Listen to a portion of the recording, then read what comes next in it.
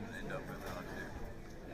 He's still working for you? Yeah. Really? Yeah. I never see him out anywhere. He only does the sports. Oh, okay.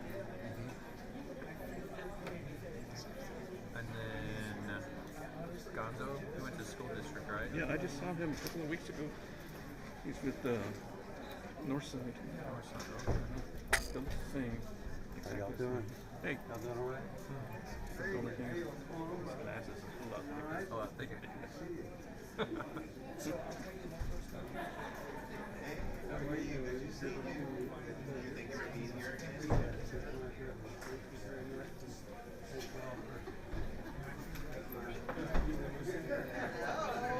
We're getting less and less people that have been there for a long time. Turnover's crazy in our place. Oh, it shocks you. I tell everybody I started, passing on the TV there for 3 years, and my parents were still there, so every year I'd go back to my station. After a couple of years, there's only like a couple of people left that knew me. It was amazing. But that's the way it goes.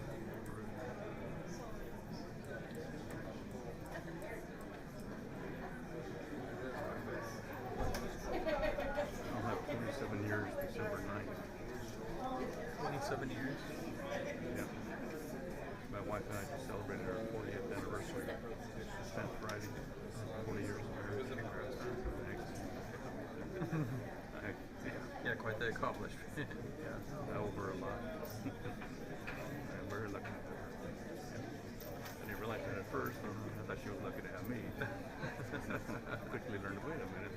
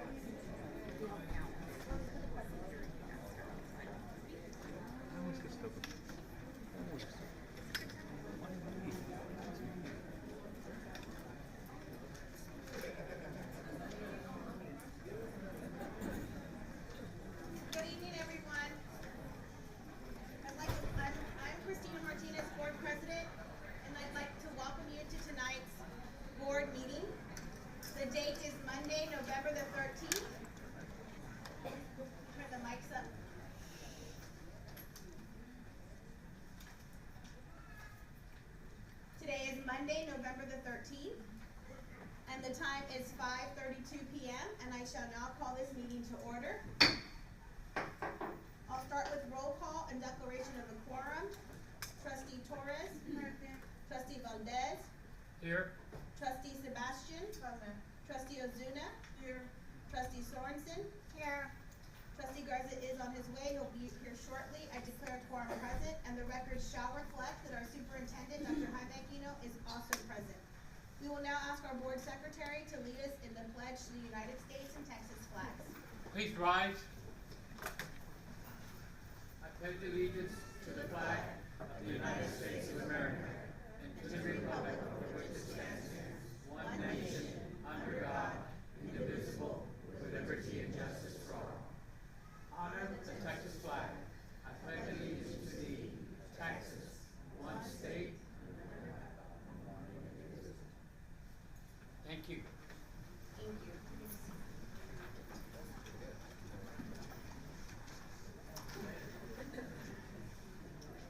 The first item on our agenda is our citizens' presentation.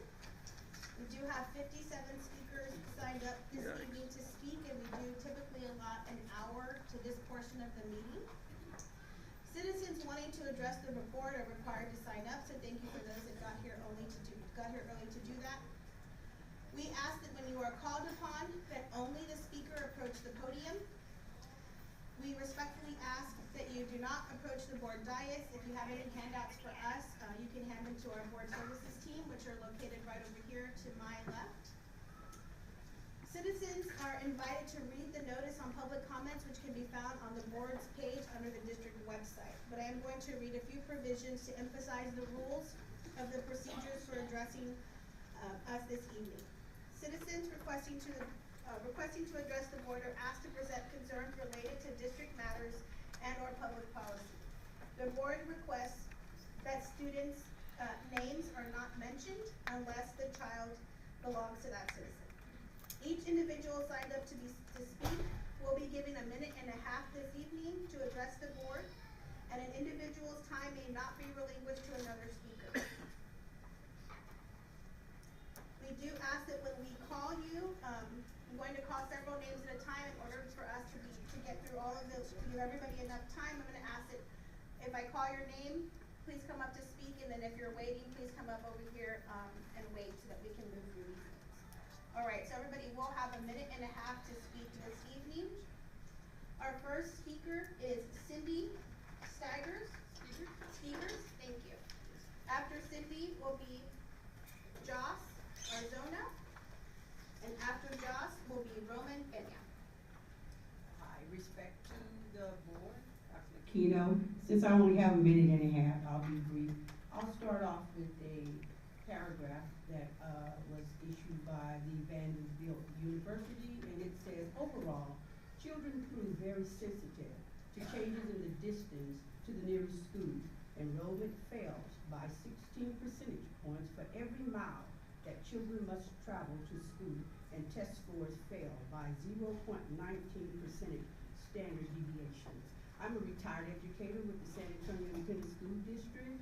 I've taught for 20 consecutive years with the Texas public school system, and I'd just like to share very briefly one of the things that happened to me while I taught with the South San Independent School District. My principal at that time, Mr. Charlie Walker, came to the classroom, and he told me, he said, Ms. Stigger, the central office called, and they informed me that they're going to send a team of administrators to your classroom, and he said they're coming to observe your classroom and your students. And the reason they did that was because I had 8 kindergarten students who tested at a second grade reading level.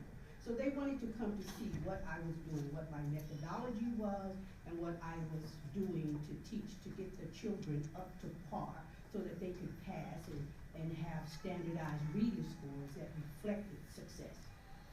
Okay? And so today, I'm not here to judge any of you, okay? I'm only here to leave you with a challenge, okay? And I know that what you're doing your jobs, and you have to do with what you have to work with in hand. I fully understand that. You're listening to a 5-year-old student who graduated from Dory Miller Elementary. I left the dentist chair today, hastily got out of the dentist chair after finished reading online what you all were going to do today. The hygienist said, well, can you stay? I said, no, I really need to get to this meeting. And I just wanted to speak very, very briefly and encourage the board. I want to leave a challenge with you today, and I know you're calling it school closures. I think it's more aligned with an erasure, because studies show that when children... We'll try our next speaker now. All right, Thank you very much. Thank you for coming. All right. Joss Arzona, followed by Roman Pena. Good evening. You mispronounced my name. My name is Jose Arzola. I'm a proud graduate of Burbank, 1969. And also went to St. Mary's, and I have a master's from UTSA and 20 years as a Navy veteran. I'm also the commander of the American GI Forum, Miguel Hernandez chapter here in San Antonio. And Dr. Hector P. Garcia started the American GI Forum in 1948. And the mantra that we live by is education is our freedom, and freedom should be everyone's business. For years, San Antonio ISD has known that they've been losing students, just like Edgewood, just like South San, just like Harlandale, for years. Edgewood just reported that that they had a 22% decrease in enrollment, but yet their administration has risen by 22%. And I will be over there tomorrow, and my concern is, what is your current administrative ratio to instructional ratio? Okay, and I believe that it's not an issue of funding, it's an issue of leadership. All of you are crying that you need more funding, but yet, how much did you pay for this building? You should have put that money into classrooms, teacher pay, custodial staff, and cafeteria workers. Thank you. Followed by Jacqueline Banuelos. Yes, Madam Chair, members of the board, Mr. Superintendent, my name is Roman Pena, and I am here to speak a little bit on the school closure. Hello, Mr. Hello, how you doing? It's good to see you. Known him for a long time. Yes, first of all, I would like to apologize to Mr. Aguino for blaming him for the proposed closure of the schools. I found out that it's not this board or you that's causing this problem. It's bigger than that. The fight to stop the closure of this San Antonio schools is not among us. It's much bigger. It's something that is coming from the state level. It's to tear up and tear down public education in Texas. Not just here in San Antonio, but in the whole state. And Madam Chair, and now it's up to you all to show the leadership, to stand up and sound the alarm that this is not going to happen in Bexar County. This is not going to start here in Bexar County. Today I stand before you to shed light on a remarkable story of resilience and determination. It happened last week. Last week in the great state of Pennsylvania, a wave of activism swept across the communities as they joined forces to fight against the closure of public schools. Is that the time, madam?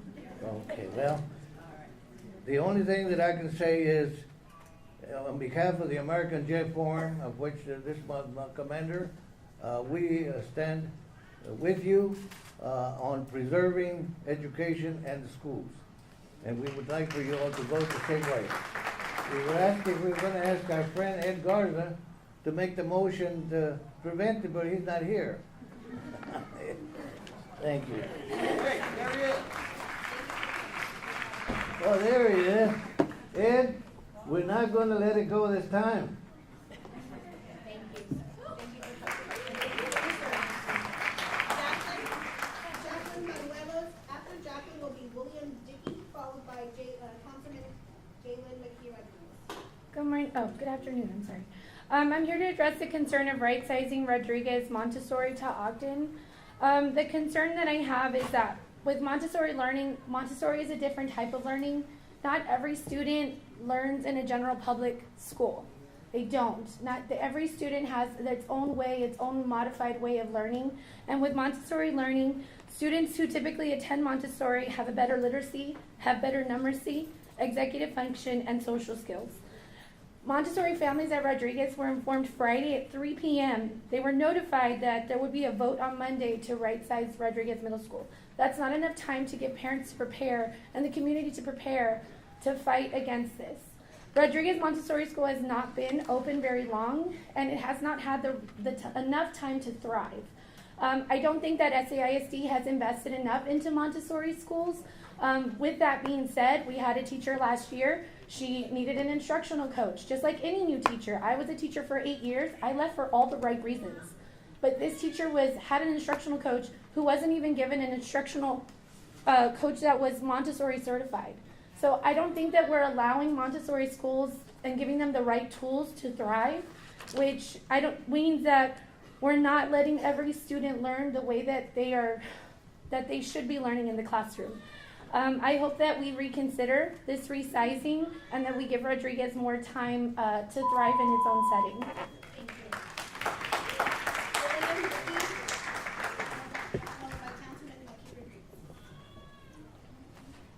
I'm here as a parent and a small business owner. homeowner, taxpayer, all the above, probably just like many people that are behind me. And I'm here to tell you about how proud I am of Rodriguez Montessori. I think what you guys have created has allowed for people that can't afford something that is really outstanding to the general public. And it seems like you guys understand what that school is, but you're not considering it whenever it comes to the choices that you announced last Friday. The ways that you all have described Rodriguez Montessori is as a new and growing academic program, unique and specialty program, and experiencing growth and it does maintain a wait list. What I don't understand is that the actions you talk about when you're considering what these schools are going to be has to do with the students' attendance, right? Or it has to do with the overall facility that's being used. And this school has been open since, 2020. It doesn't even have a full student body that's going to be available there. And the fact that you have 226, yet again, a quote that you gave me, people on that wait list, means that it doesn't seem that that is an adequate reason for you to reconsider closing that school.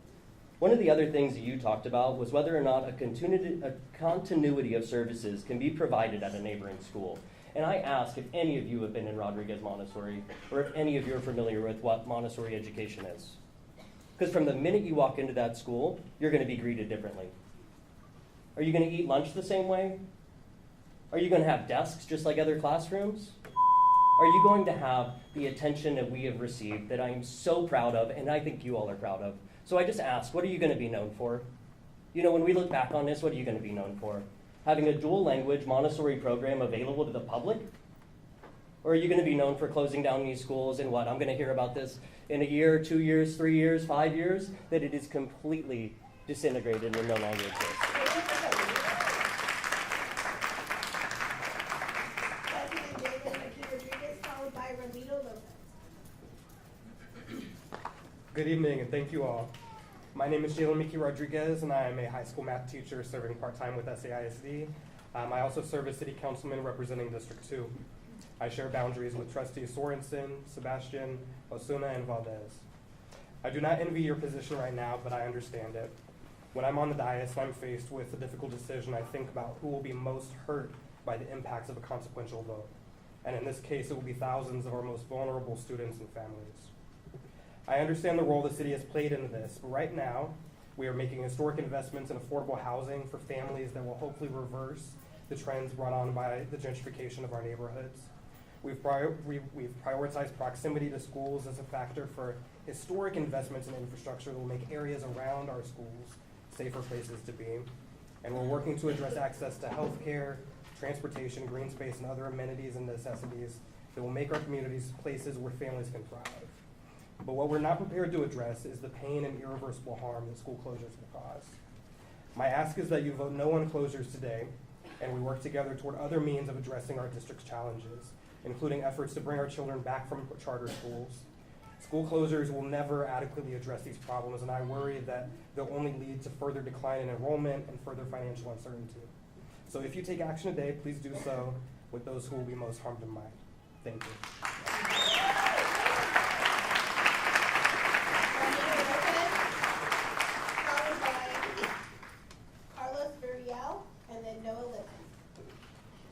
Good afternoon, ladies and gentlemen. I'm Ramiro Lopez, chair of the SAISD Superintendent Student Advisory Committee and Youth Secretary of State.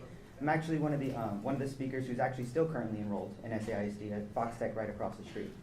I want to address the pain and frustration felt by parents of our district, and I share the same sentiments.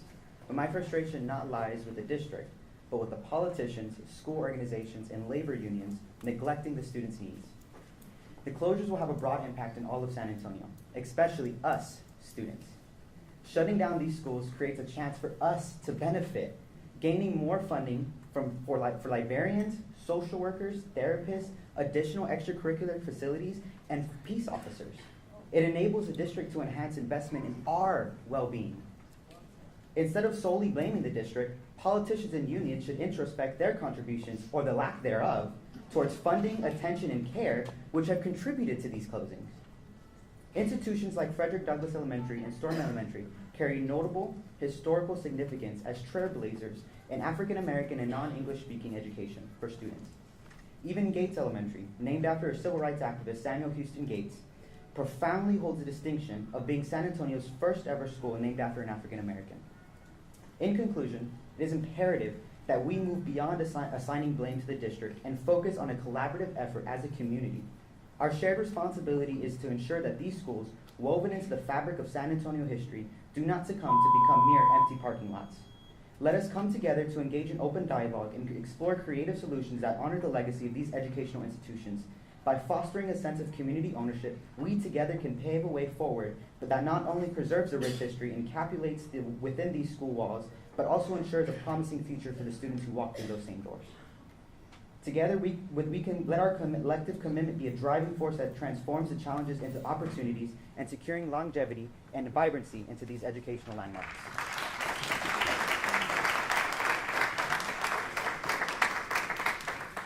Carlos Villarreal, followed by Noah Littman. Present. Can I put a quarter in the meter? Get it over 30 seconds more. Madam President, members of the board, Dr. King. My name is Carlos Villarreal. I am a proud grandpa, great-grandpa. I am a former employee, 32 years of this district. I am a former board member, 8 years of this district. So I understand closing as we closed 9 schools at one time. That was not a happy moment. I voted against it, but we closed them anyway. So I understand what y'all are going through, okay? I totally understand. We do have to close some schools. We don't have to close 19 schools, okay? So I'm asking, teachers are gonna follow the students.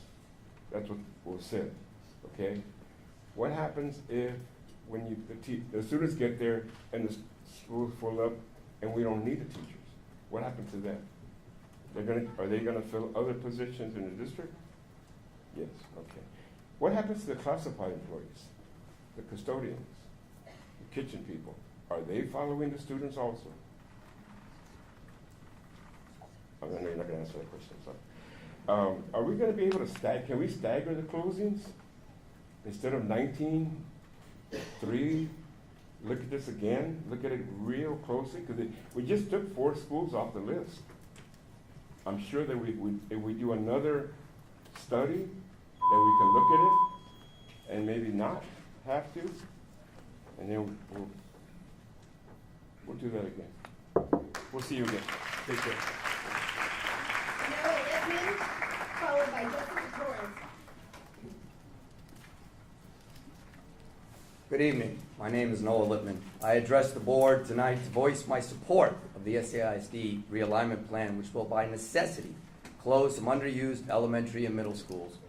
As a master teacher, AP specialist for the district, I have worked with many different committees and been involved in discussions centered around the realignment plan. I urge the board to show courage and insight by adopting the modified plan put forward by the superintendent. Following my retirement as a trial lawyer, I have served the education field in multiple capacities for the last 20 years. Those roles have included being a high school teacher, a university professor, working with a public school board, the New York City Board of Ed, and the Educational Advisory Committee of the New York Federal Reserve Bank. In all of those roles, and others, I have encountered numerous different strategies created to assist urban districts that serve economically disadvantaged students of color. In no other situation have I found a more transparent and carefully thought out plan of action than the one now proposed. Last year, more than 60% of the district's high school graduating students were, according to the state, graduating below grade level when they received their diplomas. This is not acceptable. The realignment plan addresses this issue, and the executive staff has done a remarkable job in holding numerous meetings to gather community input and helping to formulate the plan that is now up for a vote. It's not easy to close school buildings. Families have lasting memories of the schools, and to many is a second home. I understand those feelings, but the status quo is no longer a viable option. The money being spent per child at underutilized buildings is depriving all the other students in the district of the educational opportunities they so desperately need. Thank you. Thank you. Jessica Torres. After Jessica Torres is Phyllis Newman. Hello, I'm Jessica Torres. My son goes to Steele Montessori. And so I just wanted to make a couple of points. One, we have to change the vernacular. They're not closing, y'all are consolidating. Okay, we're not closing schools, we're not putting anybody out, we're consolidating so that we can, just like that gentleman said, we can consolidate our resources so all of our students have a fighting chance. I am an academic advisor at Northeast Lakeview, and I see the children who have the upper advantage and the children who do not. And so we need to make that a priority. We ask our children to have a growth mindset and to be able to embrace change. And why is it that as adults we can't embrace the change? We need to be proactive with our money and our resources, just like Northside, just like Northeast, and be able to do that. Harlandale, South San, all of these districts are closing because they're playing the hand that they are dealt. This is the hand that we are dealt. I understand Councilman's point that we're getting to that point to have be able to have affordable housing, but guess what? We don't have it yet. And so we have to be able to make sure that our resources are honed in to be able to help all of our students. As the board, you have information that we do not have, you have a task that we do not have, and you're tasked with being leaders and stewards of our tax dollars. You are here because you have a hard decision to make, and you're not here to make everyone happy because guess what? That's impossible to do, okay? I'm here to tell you that I'm in favor of doing whatever is necessary to save the school district, because those who want to see it operate in its fullest capacity, regardless of the buildings that we are in, will still have their children enrolled and will be happy to take them wherever you need us to take them. Thank you. Phyllis Newman is our next speaker, followed by Rose Hill.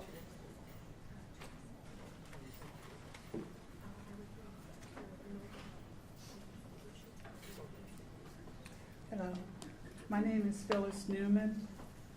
I am a member of the board of Government Hill Alliance, and I'm also alumni of Pershing Elementary. I started there in 1958, and yes, I did graduate from there.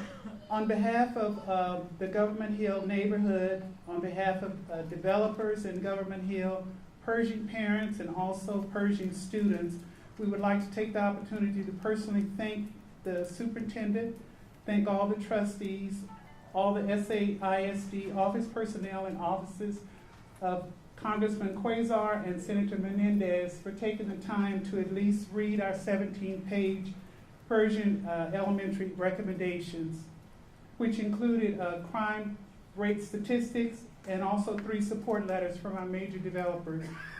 Every one of us understands that we must and will work hard to achieve the standards that will catapult our children into excellence. We've come up with 3 stages, and I think my time's going to run out. So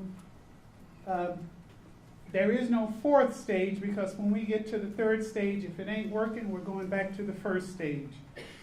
And we would like to say, because we return to the 1st stage, until the optimum result is manifested, digested, and yielding an unprecedented outcome, we'd like to say thank you.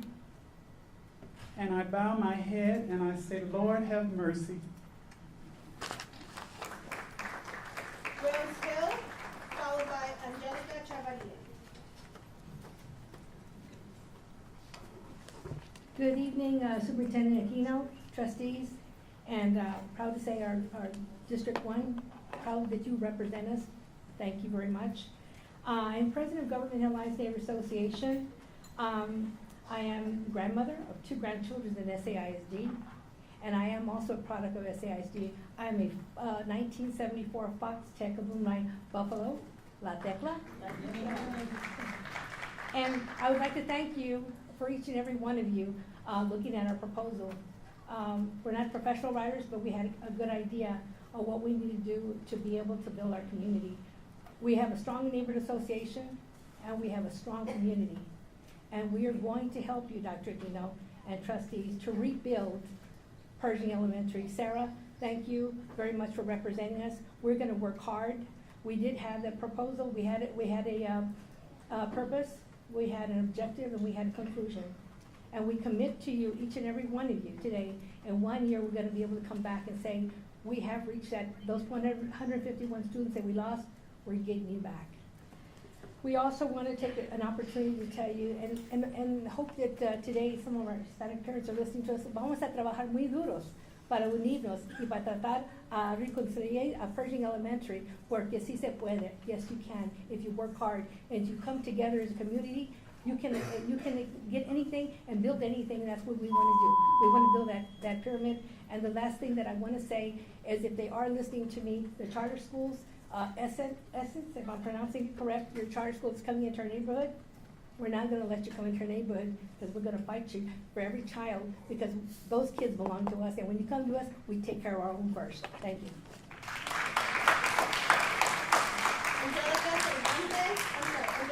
Angelica followed by David Frost. Angelica Chavarria from Hershey. Okay. Is it you, Angelica? No, I'm Monica Carvente from Hershey.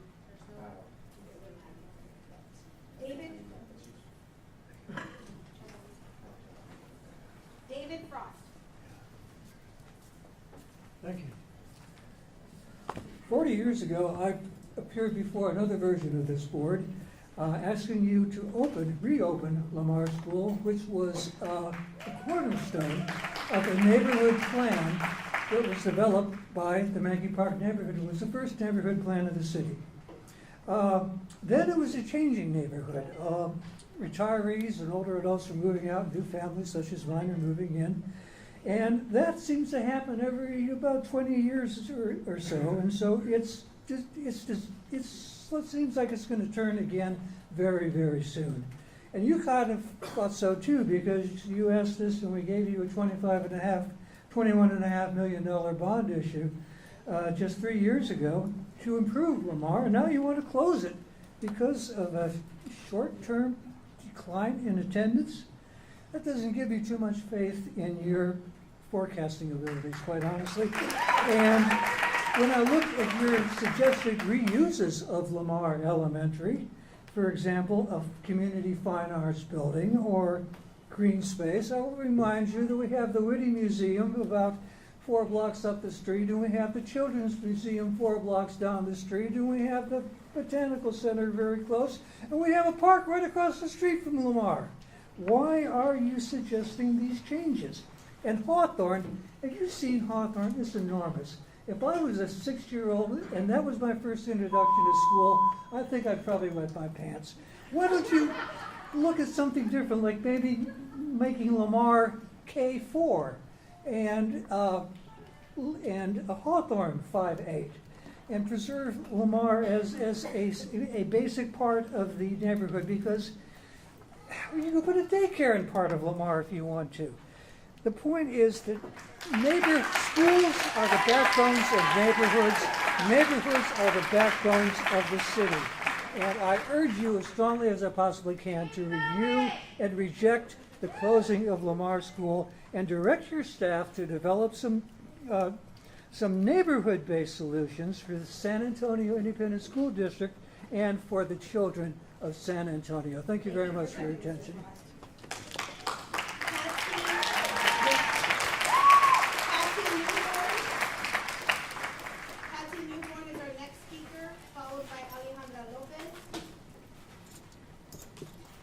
Good evening, and I commend you on your research and your hard work.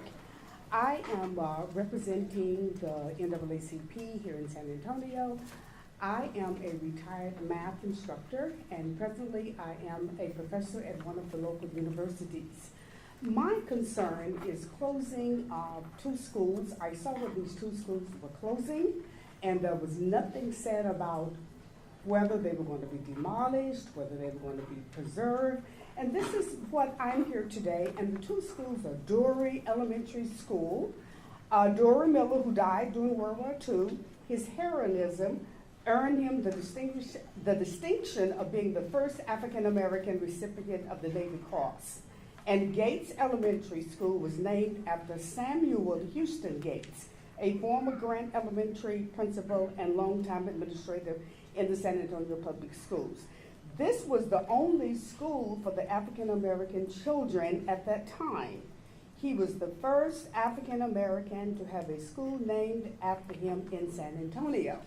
And I am just asking, I don't know, you didn't say whether you were going to demolish the building, but I am asking that you preserve those two campuses some kind of way. I don't know whether you would do a plaque, but some kind of way these two schools need to be preserved. Thank you for your time.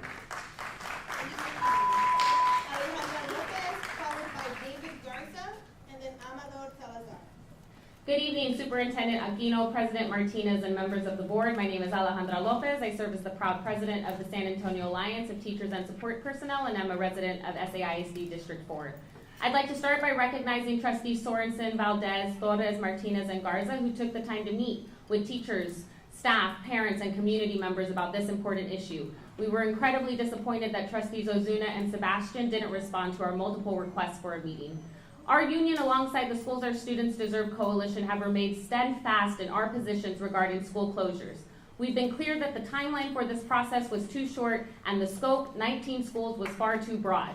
We urge district leadership to focus on a small number of schools, and by delivering on their promises to students, families, school workers, and school communities, would demonstrate both their commitment to our students and families and to perfecting and fine-tuning a difficult process before engaging in further closures and consolidations.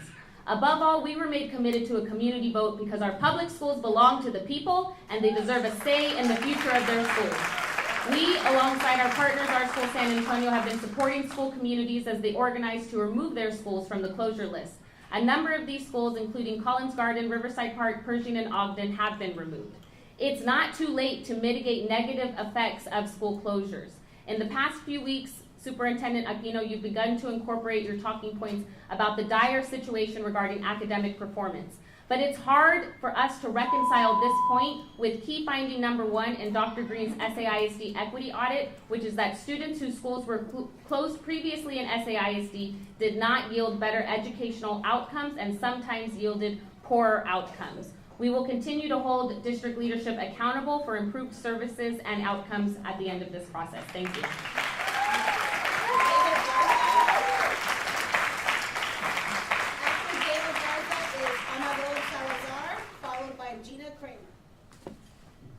Good afternoon, trustees. Dr. Aquino. I'm here speaking to you today in solidarity with my fellow educators and SAISD community members at the 15 schools that are being recommended for closure within our district. The equity audit of the SAISD right-sizing process that was published November 10th should be lauded as it was completed in a highly compressed timeline. And it does provide empirical data insights that clarify a major concern that I spoke on at our last board meeting. We now know that many of our teaching staff would consider leaving our district if their campus was to close. In fact, of the teachers that took part in focus groups and interviews, a considerable number, and this is quoting, a considerable number of teachers are contemplating departing if their schools are closed. Of the teaching staff surveyed, 34% were maybe, 22 were yes, and 17 were unsure. This is a major concern as this occurs at a time when we as a profession are seeing a devastating teacher shortage, and a time when, as of our October professional consultation meeting, we have 173 teacher vacancies, 33 instructional assistant vacancies as well. If our goal is to see an increase in student achievement, to see 2/3 of our students begin to read and do mathematics or science on grade level, in all grades, how can we accomplish this without having the highly qualified staff? I strongly believe that we need to improve for the betterment of our students, but without the staff to accomplish this, I feel we're only setting ourselves up for further struggles in academics for years to come. So I ask you again, please, please consider what you're doing and the effects and what it will do to our students. Thank you.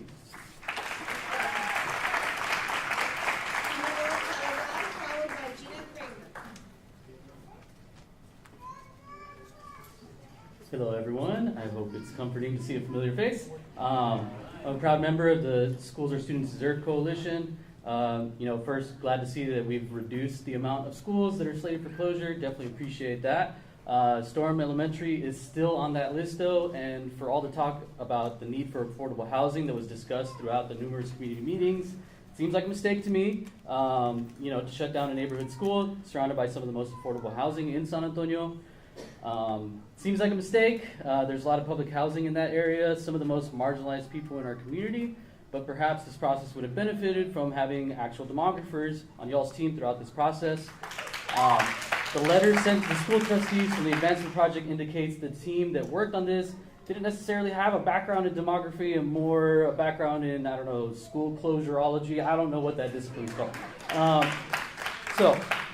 If it was me personally, wouldn't hire them. But just an observation. First phase of the equity audit just came out, and I think it showed that what we've been hearing throughout the process, that it felt too rushed. Their communities are not feeling like they're being heard.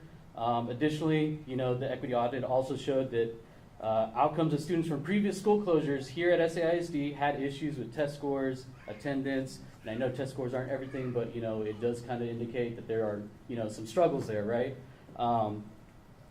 So I'm going to implore you all to vote against y'all's proposed school closures, but also there's a lot of people here from Lamar, and I don't know, they seem like they want to be collaborative, work with them, take that school off the list, and Storm 2, and all of them. All right, I'll see y'all later.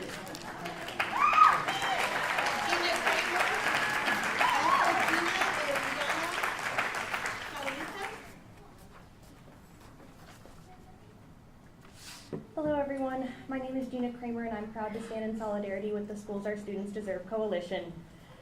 Those 2 months of community engagement meetings really flew by and we're here tonight. I know many walked away from those meetings feeling unheard, that decisions had already been made, and that there wasn't enough time to incorporate their feedback into district decision making.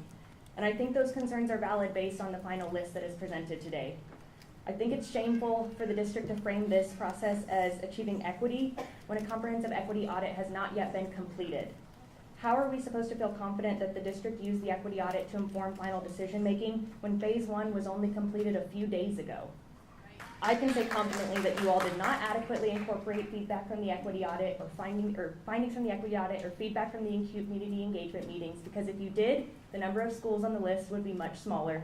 We would not have as many schools closing. The impact of school closures is not something to be taken lightly or something to be rushed. As folks have already mentioned, the equity audit revealed that, no surprise, they found increased absences, lower test scores, lower grades, which is aligned with national studies that show the same. School closures have negative outcomes. We should not be rushing into closing so many schools. I don't even have time to get into how the district is planning to traumatize students who are still recovering from a pandemic, or how many SAISD families may leave the district for charter schools or other nearby alternatives. Dr. Aquino, you said you knew from the day you started this job 18 months ago that schools needed to close. Why did you wait over a year to bring the community into that decision? I said the same thing to you all last month, and I'll repeat it real quick again. Do you want the legacy of this board to be rush school closures, or will you make a commitment to stand with the people who elected you and fight for more time for a true community-centered and equitable process?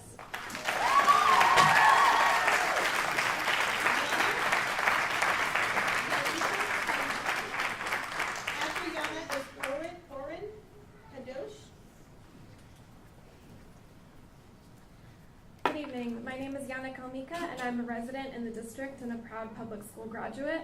I'm here to stand with my community members who are staff, parents, and caretakers in the district and urge you all to keep our public schools open.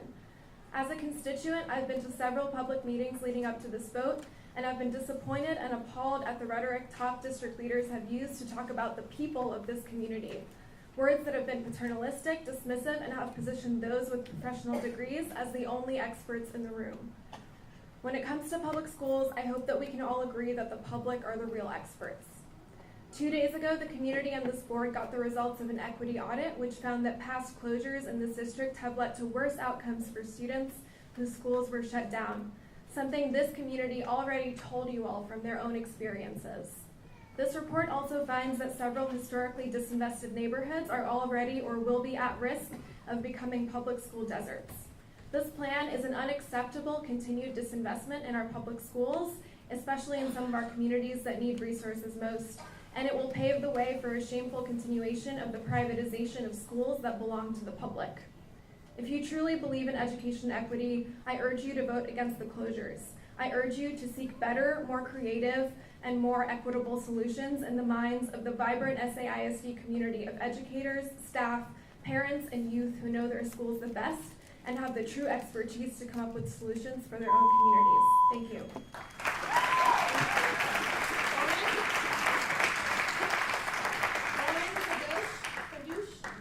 Followed by Rachel Tucker.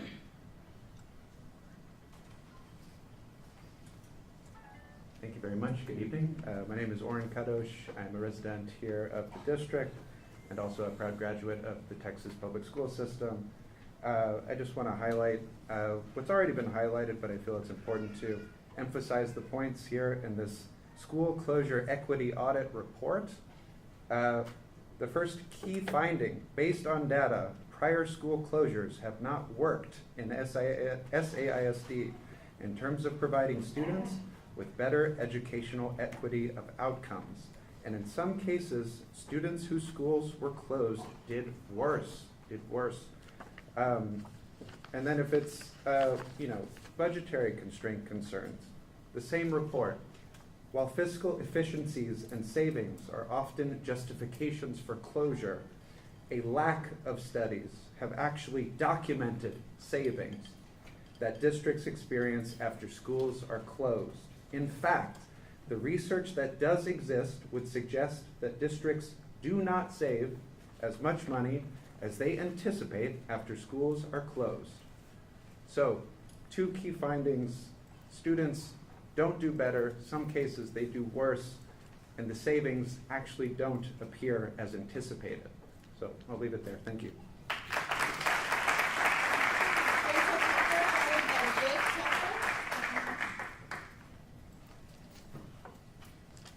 Good evening. Today I come to speak as a Highland Park community member and as an ex-Highland Park teacher. It is maddening to me that staff still recommends the closing down 15 neighborhood schools. These schools belong to us, to the people, and we did not get a say on it. This should have gone to a vote to make this process actually democratic. This rushed process of uprooting whole communities will affect the educational lives of our kids. The equity audit says as much about the Rodriguez school closure, and those stats were pre-COVID. Your proposal puts entirely too much pressure on receiving schools and on Highland Hills in particular. So many unanswered questions our community has, as do I. What is this going to look like? I want to see actual assignments for every current worker, because you promised they would have a job. I don't believe you. Highland Park is the heart of our community, especially for our kids. Closing it and repurposing it to what? I don't know. My community doesn't know. Is a crime. Parents have collected over 700 signatures to save the school. Parents rely on the teachers and community that has been built there over decades. Immigrant parents also rely on our strong dual language program and amazing teachers to not only teach their kids, but also to help them with language barrier issues. You have lost legitimacy among your constituents. You have lost mine forever, my respect for you forever, and by again prioritizing money over the well-being and education of our kids. You are following lockstep with school privatization, and know that we will continue to fight back to save our schools and public education, which belong to the people, not to school boards or the staff or administration. Vote no.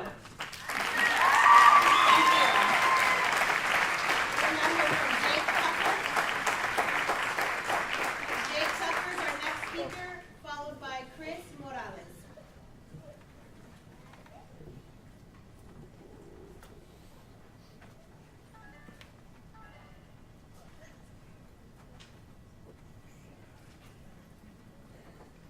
So here we are again, speaking out against the closing of our public schools, neighborhood schools. My neighborhood school, Highland Park Elementary, is still on the closure list, but even if it wasn't, I'd be here because we shouldn't be closing any of our schools. So the question on my mind now is whether or not this is a rubber stamp board. To put it another way, does this board believe democracy ends at the ballot, or does it have a responsibility to respond to community outrage? There's no conceivable way that this board can vote for a district plan believing that they have the support or confidence of the communities you allegedly serve. As I mentioned last time, I've been to 5 community meetings and only heard one person in support of this plan, and that individual school isn't even closing, only adjusting in how it serves the community. Likewise, when we were here last time, and again tonight, the public sentiment is overwhelmingly unified in unified against school closures. So your responsibility as an elected board is to reject the proposal and tell the district they failed the community. Whether it's a bad plan, poorly communicated to parents, staff, and community, or perhaps the framework was flawed from the beginning. Maybe we have all lost trust in the district to act in the interest of our community, or more likely, a combination of many of the above. So we'll find out tonight if you democratically respond to the will of your constituents or carry this corrupt plan forward that communities have repeatedly demonstrated that we are against. And to the individual who basically made it seem like that we're intransigent and against any sort of change, maybe it's because we've seen decades on decades of whittling down our public commons, our public services for the service of markets and for the service of businesses. So that's why we are resistant to this sort of change. You have to vote no. The community has said so repeatedly to every single one of y'all, and you know it's true. Thank you.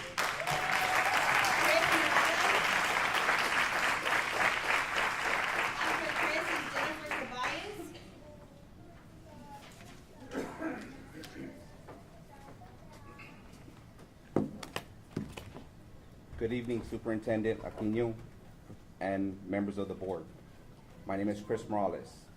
I attended Gravener Elementary, Lowell Middle School, and I'm a proud Burbank alum. Go Bulldogs. I now serve as the newly elected president of the Communication Workers of America, CWA Local 6143. Our union, as a member of the Schools Our Students Deserve Coalition, is here to stand in solidarity with those school communities who find themselves on the final list for school closure. As a Burbank alum, I was shocked to see Collins Garden on the initial closure list. Many of my fellow Burbank classmates were devastated that the district was considering closing their neighborhood school. The Collins Garden community stood together and made their case, and now we'll get to stay open, which we are so excited about. In the face of these closures, we've seen our educators go above and beyond to ensure students continue to receive a quality education. It's a testament to their dedication that even during uncertainty, our students have continued to learn and grow. But what about the other schools that also came together and made their case and still find themselves on the list?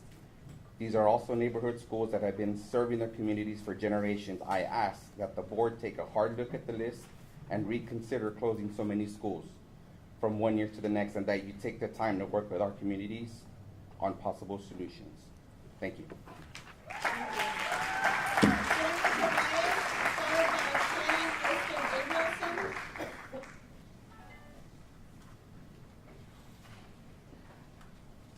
Hi, good evening, Jaime and members of the board. By now, all of you should have received a letter from the civil rights organization, the Advancement Project, as well as Dr. Terrence Green's first phase of SAISD's equity audit. What was uncovered should leave all of you questioning the very foundation of this process. Both give scathing assessments of the district's right-sizing process and flawed rationale. For starters, the demographer the district hired is neither a demographer nor an economist. He's a business consultant who, despite working in a number of vastly different cities, suspiciously always makes the recommendation to close schools. Moreover, he, as well as SAISD, does not explain how right-sizing serves communities by providing robust, quality education to all of our children. As stated by coalition and community members and evidenced by Dr. Green's equity audit, prior SAISD school closures have not provided better educational outcomes, and in some cases they were worse. Even our very own primary criteria, which includes school building capacity that is supposed to be based on a study, really is just merely an estimate. They've all been cited to be redundant and create a veneer of objectivity to simply support the consultant's agenda and predetermined conclusion to close schools that have been hurt by privatization, systemic racism, and disinvestment. The fact that this information has just been brought to light mere days before the board's final vote and the board still plans to vote as planned is unconscionable. I know I'm coming up on time here, but I'd be remiss if I didn't use this opportunity to draw attention to my neighborhood, Lamar Elementary. These last few months have certainly shown us that Lamar Elementary has a passionate and dedicated community that will go to great lengths to not only keep their thriving school open, but to support other schools in the district as well. We should be harnessing and cultivating that devotion to our district, as it will most certainly waver if you decide to pass the final recommendation tonight. To close such a school would be a grave mistake, and I implore you to reconsider and consider our families' creative solutions. The future of our students, our community, and our district depends on it. Thank you.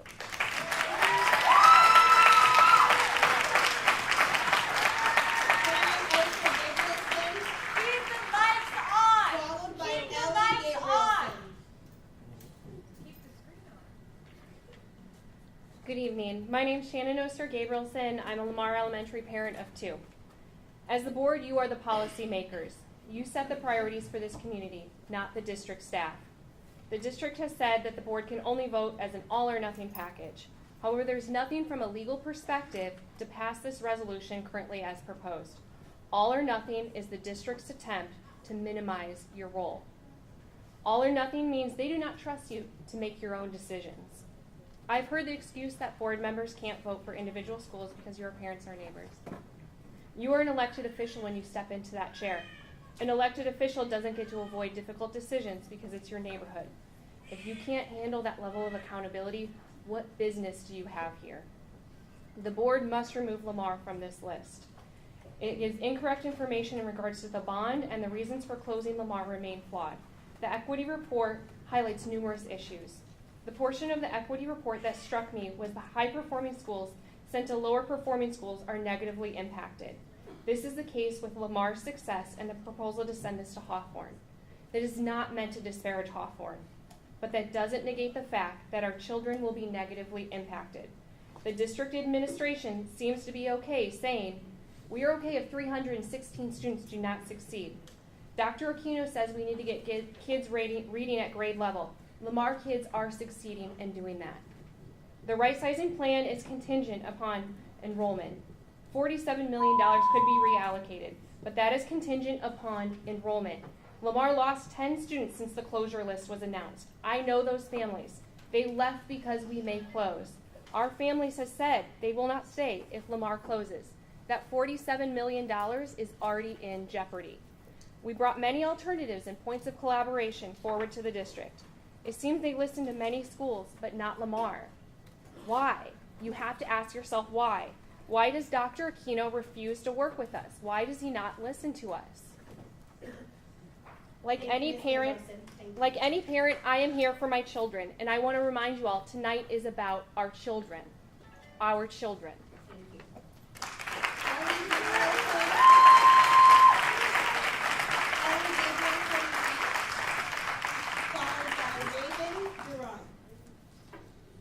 Who is next? Ellie. Did you skip Neil? There's no Neil.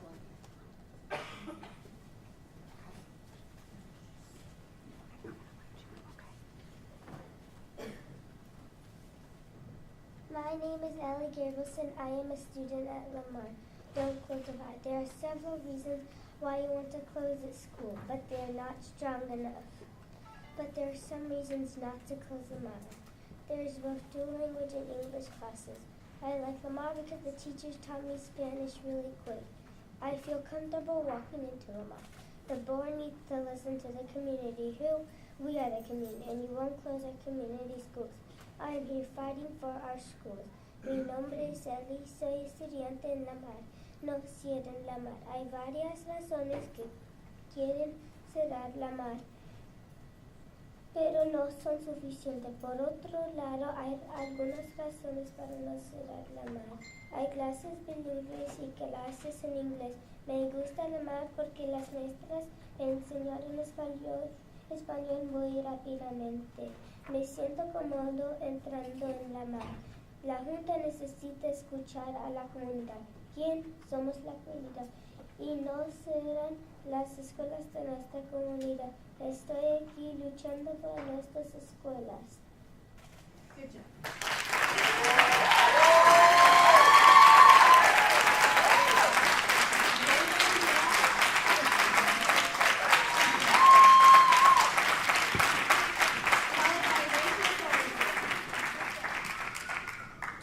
It brings me to tears to see a pre-kinder who can read that well in English and Spanish, and so thank you to the Lamar teachers who have taught her so well. Dr. Aquino stated that on his first day on the job, he had to present the current financial budgets to the SAISD board. Here we are 18 months and 3 weeks in, proposing to close 15 schools under his recommendation. How did we get here so quickly?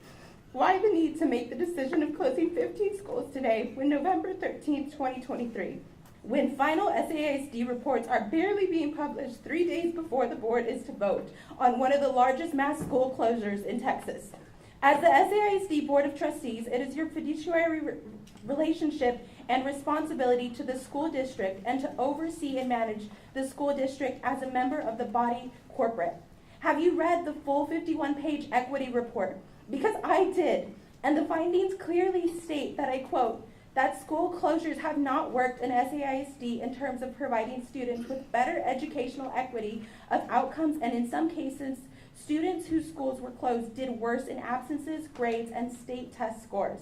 Dr. Green leaves his report with lingering questions that everyone in this room still has. How can the district ensure that school closures this time around will yield better and equitable educational outcomes for students? And will the aligned and additional resources to receiving schools be enough to deliver on the promises of educational equity that the district has committed to and SAISD students, families, staff, and communities deserved? Trustees, with these questions still unanswered, you can't confidently make a decision that will negatively affect thousands of students, parents, families, and teachers. As a choice-in parent, I will not allow my child to be a factor in your trial and error experiment. Should you choose to close Lamar and 14 other schools, you will force my child no other choice but out. Thank you.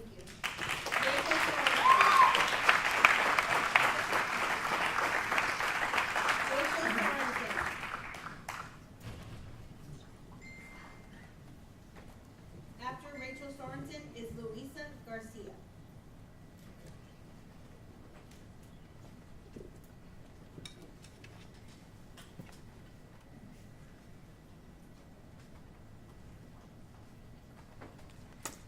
Hello, I'm Rachel Sorensen. I had a lot to say tonight. Unfortunately, you're literally silencing our voices tonight, so I'm going to keep it very brief and get to my points. Trustees, this isn't about equity. We can all agree our schools need more equity. This is not about cost savings. We all know we got to find money somewhere. That's not what the fight is. The fight is about how do we accomplish those goals, and are we doing what will actually accomplish that? That is what we should be focused on. You have an obligation to our students and our families to carry out this process correctly and carefully. School closures are devastating. We're devastated, truly devastated. You should be making every effort to minimize harm to our community. To me, this would mean allowing proper time to complete all necessary studies before any proposal is even brought forth. To engage repeatedly with school stakeholders in meaningful, two-way conversations to address our concerns. And to not put us in the position of having to justify the value of our families to this district. This process has been one of continual pushing forward regardless of any valid objections. Please know we are all here because we care deeply, deeply for all our students. And it's because of that that we demand that you do the work necessary to succeed and to be accountable for your failings.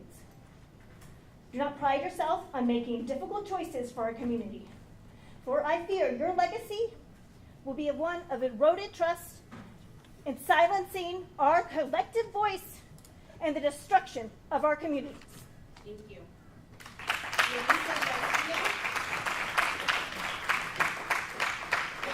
After Luisa Garcia is Emily Baker, followed by Emily Doherty.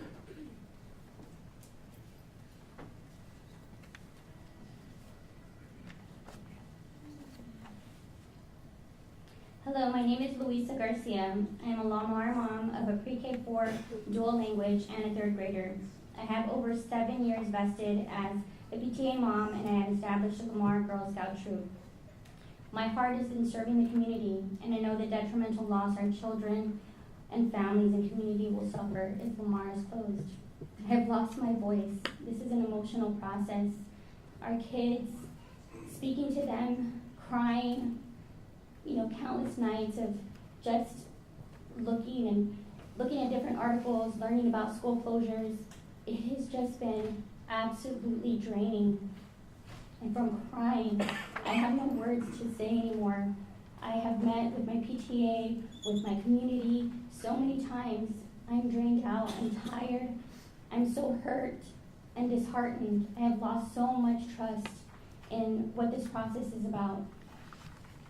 I'm going to go over the second point of the overall takeaways and findings. So number 2, the receiving schools will receive additional funds, which is expected if schools close and students go to receiving schools. It is important to note that the funds schools will receive will be based on the number of students who end up enrolling in the receiving schools. As well, class sizes are expected to increase, which is expected in receiving schools. However, even with the additional resources, I am left wondering, is that enough? In other words, will that align additional resources to receiving schools be enough to deliver on the promise of educational equity that the district has committed to the SAISD students, families, and staff? Also, what if the number of anticipated students don't go to receiving schools? Then what does that mean for providing the need resources to support our students? Thank you, Ms. Garcia. Emily Baker, followed by Emily Doyle.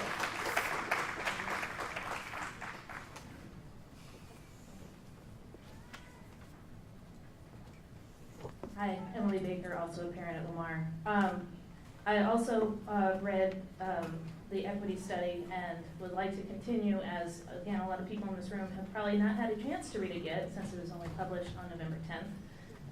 And this is again from Dr. Terrence Green's overall takeaways. He makes another point besides what we've already heard. He says there are conspicuous gaps in the ways that the district has communicated about the closures and how people understand, perceive, and have experienced the process.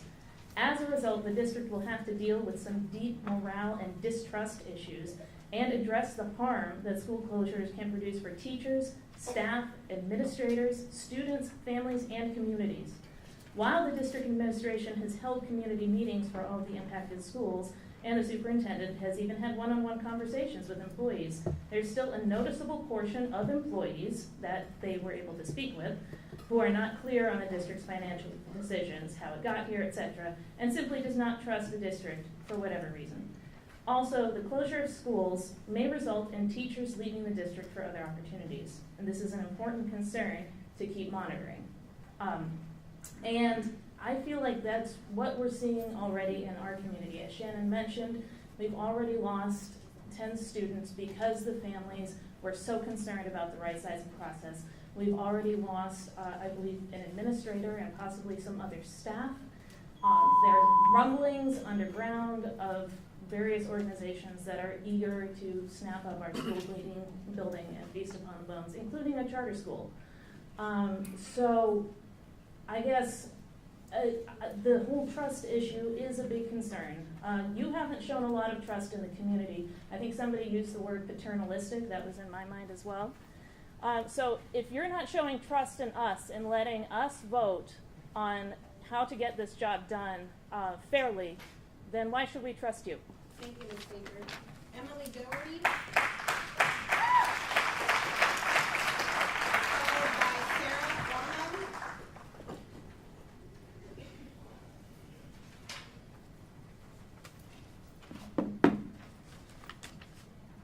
Thank you for hearing us tonight. I'm going to read the key takeaways that Dr. Green listed after his summarization letter. And I'm going to skip a few since you cut our time off. One is that he said, in addition, he would like to do some pivotal investigation to understanding the right-sizing process. He wanted to check if the maintenance and operation costs at each building proposed for closure and the money that is generated from the study body. From that, we want to determine if the school is running at a net positive or negative. As well, we want to do a cost savings analysis of the buildings proposed for closure. He said he wants to leave the surveys open for 2 to 3 weeks. He also wants to conduct an analysis on how the framework and criteria were used to identify schools in the list to ensure that it was applied consistently and equitably. That is a huge concern. I am a parent at Lamar Elementary. I do not feel that these criteria were applied consistently and equitably across the board for the schools listed for closure. In addition, he says a few more things, but one I want to bring up is how the per pupil expenditure cost is calculated and why those numbers are so inequitable across the schools. I actually did an open records request I requested the data for the 19 schools that are closing, especially my school. I also requested budget data. I cannot make sense of these numbers. They didn't send me an Excel document. They sent me a PDF. How do you manage numbers in a PDF file? You cannot. There is no sense of this. I have a college degree. There is people at my school that went to MIT, that went to Harvard. They can't make sense of these numbers either. So I do not feel that these numbers were correctly represented. In addition, I will let the board know, I am currently in an option period on a house in Northeast Independent School District because of these proposed closures. If you close this school, I'm taking my future tiger, another future tiger, and 2 students are currently attending Lamar Elementary, and we are leaving this district. We will not stay. Thank you for coming. Vote no. Vote no. Sarah Armand.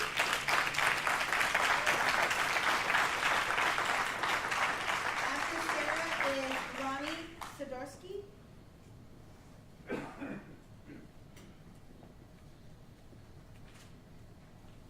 Hello, I'm coming here tonight as a concerned mother who wants the best for her kids. They are children of trauma. Unfortunately, in their short lives, they have gone through more than most adults. They have experienced neglect, extreme physicality, the hands of people who should have been safe, food insecurity, and others. What they have been through has changed them. They find it hard to sit still. They have big emotions and need lots of reassurance. The world is not set up for them. Neither are most schools.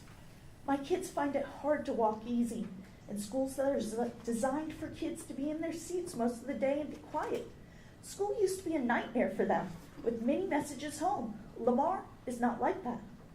Lamar has both recess and gym every day, and an SEL curriculum, plus the bilingual program to boot. My kids are learning to express themselves fully while getting the movement they need. They come home for the first time in years, bubbling about what they have learned.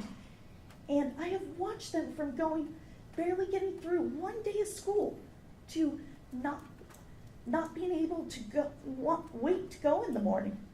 They're finally enjoying education. I see them enjoying life in a way that's been foreign for far too long.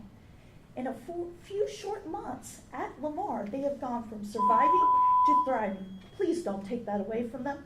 Rightsizing is supposed to be what's good for the kids. It will be damaging to my kids to close Lamar. We have looked at school after school. I've spent hours doing the research. There is not another school in San Antonio that offers what Lamar has. Please take a moment and think about the kids as you make your decision. My children are not unique in the fact that they have suffered. There are other kids at Lamar and the other schools up for closure. Children for whom one reason or another have already been through struggles and turmoil. Remember as you vote and think whether you want to be the people that take school and a community away from children who have already been through so much. Thank you for your time. Thank you. Ronnie Sidorsky, followed by Steve Martin. Good evening. If I were you, and I were sitting here in front of this huge group of people, knowing that I'm about to vote yes on this proposal, I would feel ashamed. I would feel ashamed for having canceled the meeting on October 10th, and now coming here and cutting people's mics. You ought to stay late. You ought to listen to every single person, every word they want to say to you before you close their school. I would be ashamed that the equity audit that was requested at the beginning of this process came out days ago, only in English. Geez, if I cared about equity, I would be ashamed that my equity audit was published only in English and that the Spanish version of the website doesn't even indicate that there's anything missing, leaving members of our community not even knowing that the equity audit that shows that the step you're about to take in the name of educational equity will not bring educational equity. I would be ashamed for having stood in front of school community after school community and being asked important and difficult questions about how we get from point A, where we are, to point B, a solution to the very serious problem you've put before us, by taking a step that makes no connection between those things according to your own experts. I would be ashamed to be speaking the same 5 talking points to those community meetings instead of answering the difficult questions that our community has posed. But I have good news for you. If you're feeling a little bit ashamed, that there's a couple of things you can do. Keep the mic on. Let people speak as long as they need to with the remarks that they've prepared. And vote no on this idiotic proposal.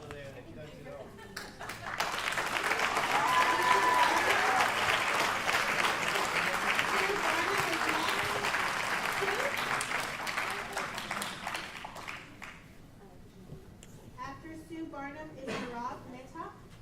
Get off your phone, pay attention. Dr. Aquino, I would like to commend you and the administration and the trustees for the compassion that you offered to the 4 schools that you took off the list. You seem to have listened really carefully to their concerns and taken them into consideration. But I'm astonished that that same compassion was not extended to the Lamar community. I've been a member of that parent group as a community member, not as a parent, since the beginning, and I find these parents passionate, loving, compassionate, caring not just about their children, but the children in the district. They've worked across the district with parents, and they care so much about their children's welfare, emotional, academic, and cultural. And I want to speak to something I heard that you said recently, that there were parents who thought their own agenda was more important than their children. Now, I don't know who you're speaking of, but when you have children, that's really sort of an insult, because once you have children, you look at not just your children, but all the children of the world in a different way. And these parents have worked so hard to make this school excellent.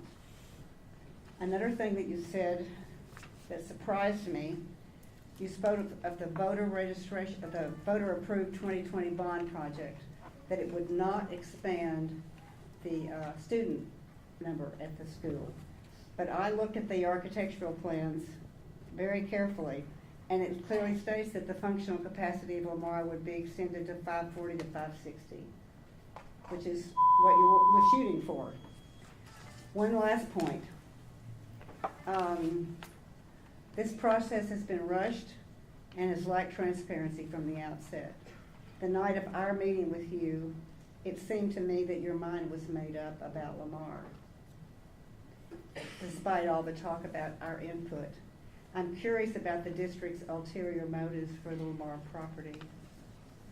In closing, I find it amazing that you want to close a school that's so high functioning. That's an example for how we want children to learn, that has is close to your enrollment metric and has active parental community support. But it happens to be in a less affluent pocket of a zip code that you consider affluent, which seems to be a negative. Thank you, Ms. Barnes. We appreciate you coming.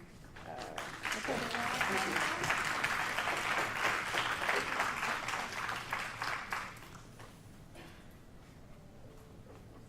Followed by Rebecca Bill. Yeah, let me start by saying that I applaud the district's decision to remove 4 schools from the closure list. That was the right decision.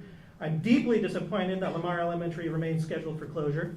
The district has provided some rationale for this decision, but it has failed to address many of the community concerns that have come forward during the last month. District rationale number 1 states that our enrollment is 316, short of the 350 threshold. 316 is up from last year, counter to district projections, which were flawed, because the district failed to take into account the fact that there was a global pandemic. And in the response to these considerations, the district still has not addressed the fact that there was a global pandemic and how the effect of the pandemic figures into their statistical analysis. I hope that the board will realize that this is a gross oversight. District rationale number 2 says that the wait list is only 42 students at Lamar, which indicates lower demand than highly sought after schools like ALA and Twain. Oh my, I didn't know this was a competition for longest wait list. What I find astounding is that rather than addressing the issue of the wait list in a manner that says, how can we get these 42 students off the wait list and into Lamar classrooms, the district has weaponized the statistic to serve its preordained plan of closing the school. A school based basically on its capacity. I believe that that brings us to the final rationale that Lamar is scheduled for closure because of its capacity, its low capacity.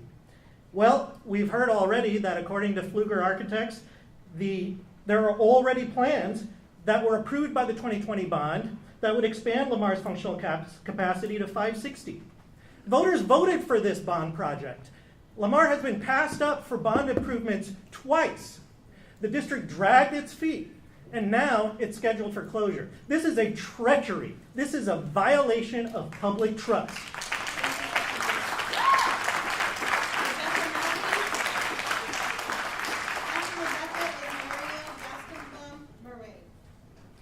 Good evening, trustees. Trustee Sorensen, I have never been so proud of an elected official that I've worked for in my life. Thank you. I was going to address all of the issues brought up with the equity audit that was so belatedly released, 3 days ago? However, since everybody else has done such a good job, and since you keep cutting off the mics and silencing our voices, I will skip that part and I will continue. I would like to argue that you should leave Lamar open for many reasons. Number one, Lamar has a very high percentage of exceptional student populations. We do not use the term SPED anymore, it is a slur. These student populations are being well served at Lamar. They are meeting boundaries, they are closing gaps. These are the students that will be disproportionately negatively affected by closing the school. You are effectively undercutting any equity we have managed to achieve. We have been reminded often of the national crisis in student reading levels and of the fact that 2/3 of students cannot read on level. Well, guess what? Lamar is not one of those schools. Lamar has been consistently closing gaps that have been exacerbated by COVID. Hawthorne, by the way, not to disparage Hawthorne, has not. Lamar is also a choice in school. It has brought in a lot of students, like my own children, who choose to drive across the city from affluent communities because those affluent communities are white only. That is not the school I wanted for my children. I also do not want a high poverty, broken promises school. You are saying by closing Lamar, you are telling those families that make the choice to come into SAISD and, by the way, bring our ADA funds with us, you are saying that we don't want us here, that we don't belong. Well, message will be received. Voting yes to these closures is going to reinforce SAISD's reputation as a failing inner city school district and as a district that excels at only high poverty schools and at empty leadership promises. Voting yes to these closures will break a solemn commitment to the voters who voted overwhelmingly in support of the 2020 bond that you have ignored. And do not tell me the money will follow the student, because that was not a voter-approved redirection. Voting yes to these closures will confirm and further entrench the generational distrust that the families of this community have in you all, the leadership, the board. Thank you for coming. We appreciate it. I'm not done speaking, thank you. It will drive more families to seek charter schools. It will further the attack against public education. Free and public education for all, free and appropriate education for all, will cease to exist when charter schools take over. You are furthering that agenda. In closing, I would like to ask the esteemed board members one question. If we have seen, based on the empirical data collected as part of the equity audit, that we have so little to probably gain and so much to lose, why on God's earth would you put our children at risk for so little? Thank you.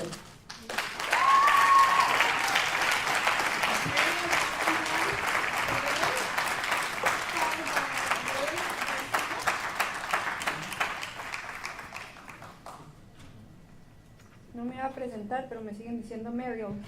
Mariel Gastel Umbaray, de la MAC. Otra vez la mula al trigo. Hoy a la 1 de la tarde, el reporte de equidad que fue publicado desde el viernes 10 de noviembre no estaba traducido al español. No solo esto, pero cuando selecciona uno la opción de español, la liga del reporte de inglés ni siquiera está, completamente desaparece. Así que una vez más, aquí está su tía haciéndoles el favor para traducirlo. Pero nomás un cachito, ¿verdad? Porque nomás tenemos poquito tiempo. Y cito: en general, nuestro análisis sugiere que los estudiantes cuyas escuelas cerraron anteriormente en SAISD no arrojaron mejores resultados educativos en asistencia, calificaciones y puntajes de las pruebas STAR, y a veces arrojaron peores resultados en comparación con sus pares de la escuela con composición demográfica similar. Los estudiantes matriculados en escuelas que cerraron tuvieron tasas de ausencia más altas en octavo grado. Estos resultados educativos comparativos para los estudiantes fueron estadísticamente significativos, lo que significa que no fue aleatorio ni ocurrió por casualidad. Este reporte lo comisionaron el 20 de octubre. Todavía ni siquiera han tenido tiempo de traducirlo y ya dicen que están tomando decisiones con él como respaldo. Parece que ni lo leyeron. Y les puedo asegurar que los padres que no hablan inglés, mucho menos.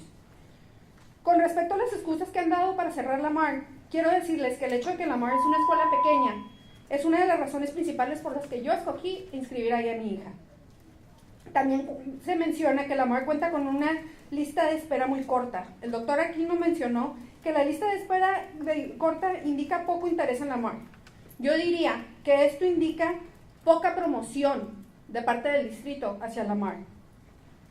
¿Por qué nos están castigando por tener una lista de espera tan corta?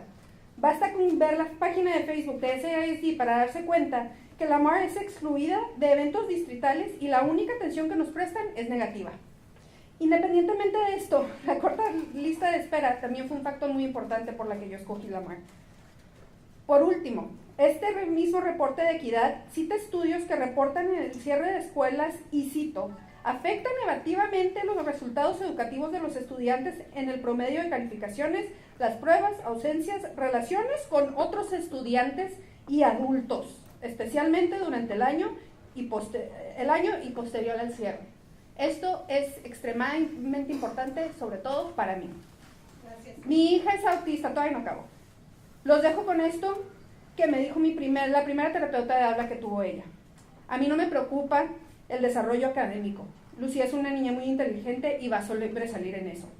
Con lo que necesitará ayuda es en sus habilidades sociales. Lo más importante es que ella fomente amistades fuertes en su niñez y así no sufra la ansiedad que causa al tratar de establecer amistades durante la pubertad y la adolescencia. Esa es la clave. Eso es lo que tú puedes hacer como mamá para ayudarla a ella. Ustedes, como consejo escolar, no me están dejando hacer mi trabajo como mi mamá.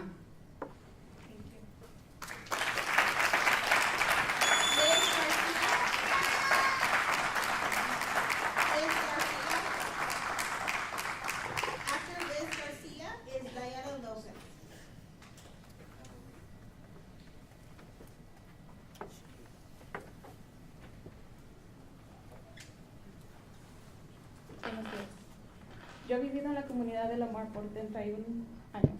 Lo seguiré haciendo por muchos más. Lamar es mi segundo hogar que ha visto 2 generaciones de mi familia. Estoy triste que Lamar siga en la lista. Estoy súper orgullosa de ser de esta escuela que es súper chiquita, en cual las maestras con el tiempo se hacen familia. Si les digo que aún hay maestras que están ahí cuando yo iba a la escuela y se recuerdan de uno, Lamar será chiquita pero con un corazón grande. Es un diamante escondido entre unos árboles tan grandes. Si piensan que Lamar está chiquita ahora, no sé qué dirán ustedes cuando yo fui. Que era solamente un edificio de fantasmas con murales y con salones portables y bastante tierra para jugar. Lamar está en un lugar perfecto rodeado por casas y una comunidad unida para hacer relaciones con negocios a su alrededor. Y por eso me he quedado viviendo por Lamar, para ofrecerle a mis hijos y lo mismo. Y que sean de la comunidad que les dé orgullo de donde fueron. Al cerrar Lamar nunca pensaron sobre las familias grandes, de cuales tenemos hijos en diferentes escuelas. Soy afortunada de tener un carro para poder llevar a mis hijos, pero tengo que viajar de mi casa a 3 diferentes escuelas, que el próximo año serán 4. Y para los padres que van a ser ellos, si tienen que viajar por más. Porque les importa tanto de que los niños asistan al tiempo, ¿verdad? Solamente asisten por el signo del dólar que tienen en la frente. Yo quiero darle lo mejor a mis hijos y seguir viajando a tal distancia para entre más escuelas no nos quiten a nuestro alrededor. Que son capaces de no nomás perder escuelas, pero familias que ustedes les están afectando. Tanto que ni nos dieron suficiente tiempo a las familias que supieran de lo que estaba pasando. Que ya nos estaban dando los pasos en cómo inscribir a nuestros hijos en otra escuela. Para mí, SAISD quiso usar estas juntas para poder justificar y fingir que las familias piensen que nuestras voces son escuchadas y que tenemos opiniones en las decisiones. Pero perdónenme, esto solo es una cachetada e insulto cuando al final del día ustedes ya tenían una agenda. Ustedes saben, nuestros estudiantes merecen lo mejor y lo mejor para ellos es que sus escuelas se queden abiertas y el distrito les ofrezca los recursos y maestros que cada escuela necesita para continuar siendo exitosos como escuelas unidas y con un distrito que nos respalde. Hagan lo correcto y piensen en el futuro escolar de nuestros estudiantes primero y no por el número del dinero que cada uno les dará. Gracias.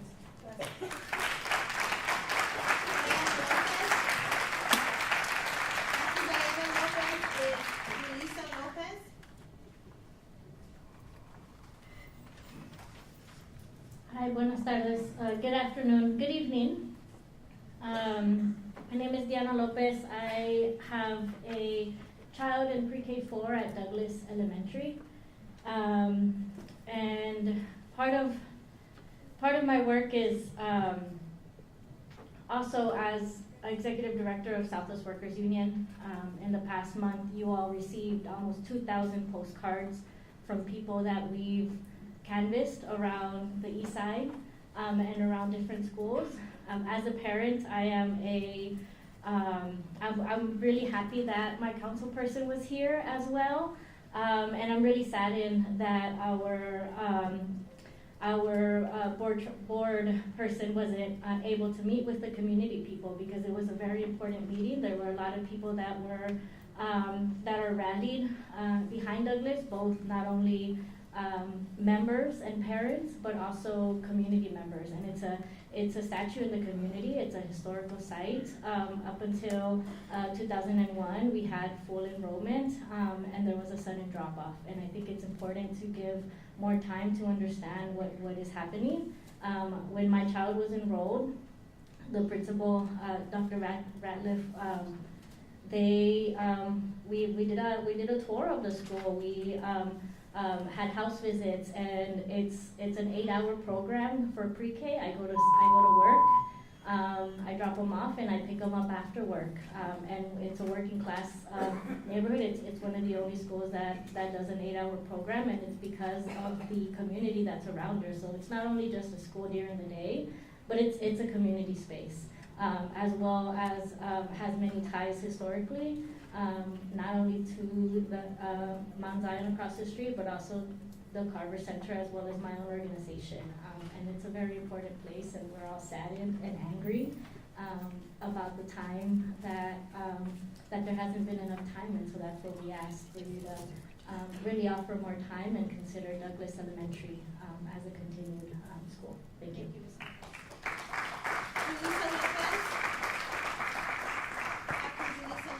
Is Dora Fonseca.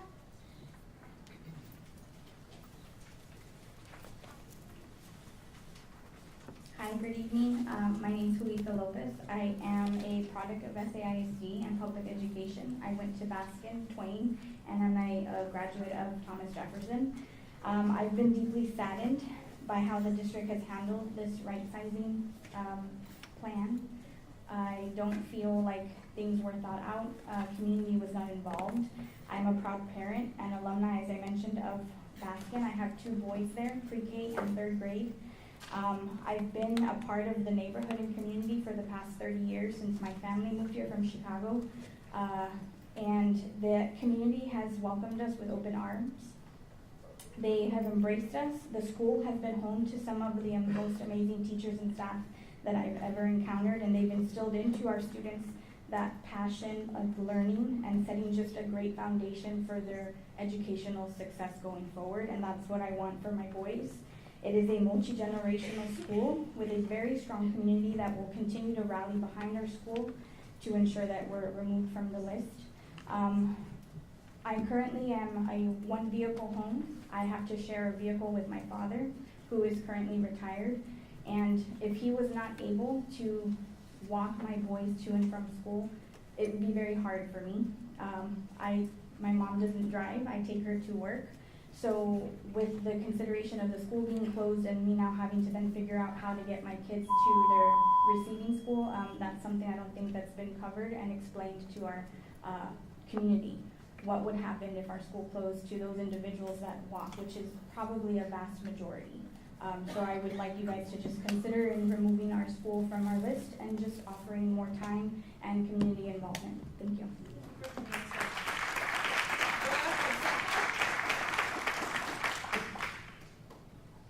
After Dora, we have Susan Simpson.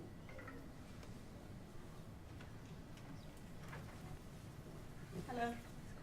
A lot of you have received phone calls from me telling you what a lot of people have already told you, that they have no trust anymore in their board members. And that's pretty sad. I am still believing that y'all are good, honest people, that you are not pulling a quick one under us. Baskin has been a part of my family for now over 15 plus years. Obviously, many of you know. Are you sleeping, Mr. Garza? I see you kind of drifting away. I know it's been a long day.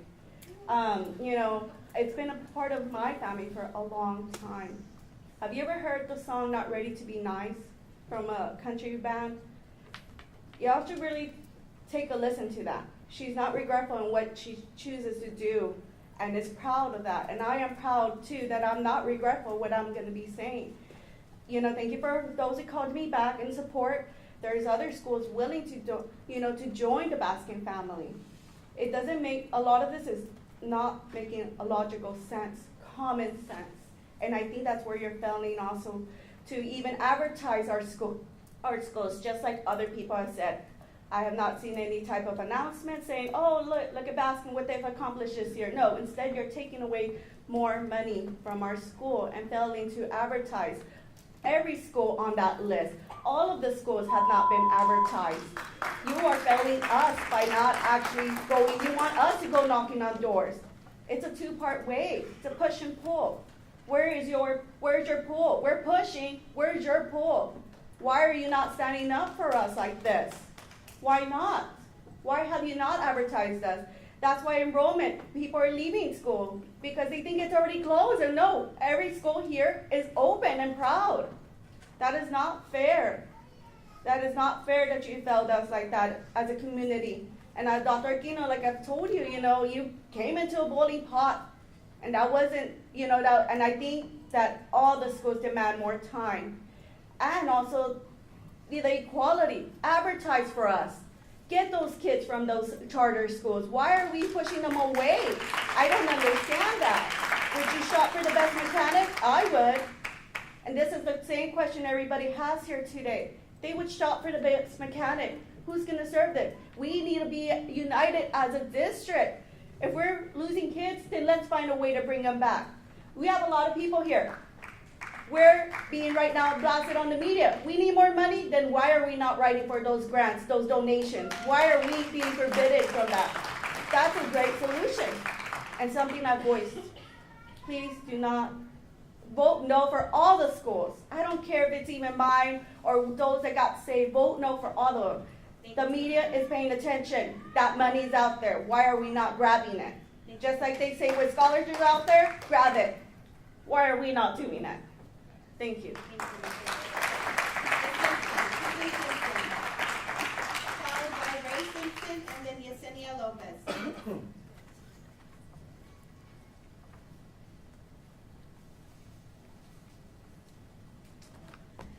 Hello everyone, I'm Susan Simpson. I'm here tonight to ask that Baskin be taken off the closure list.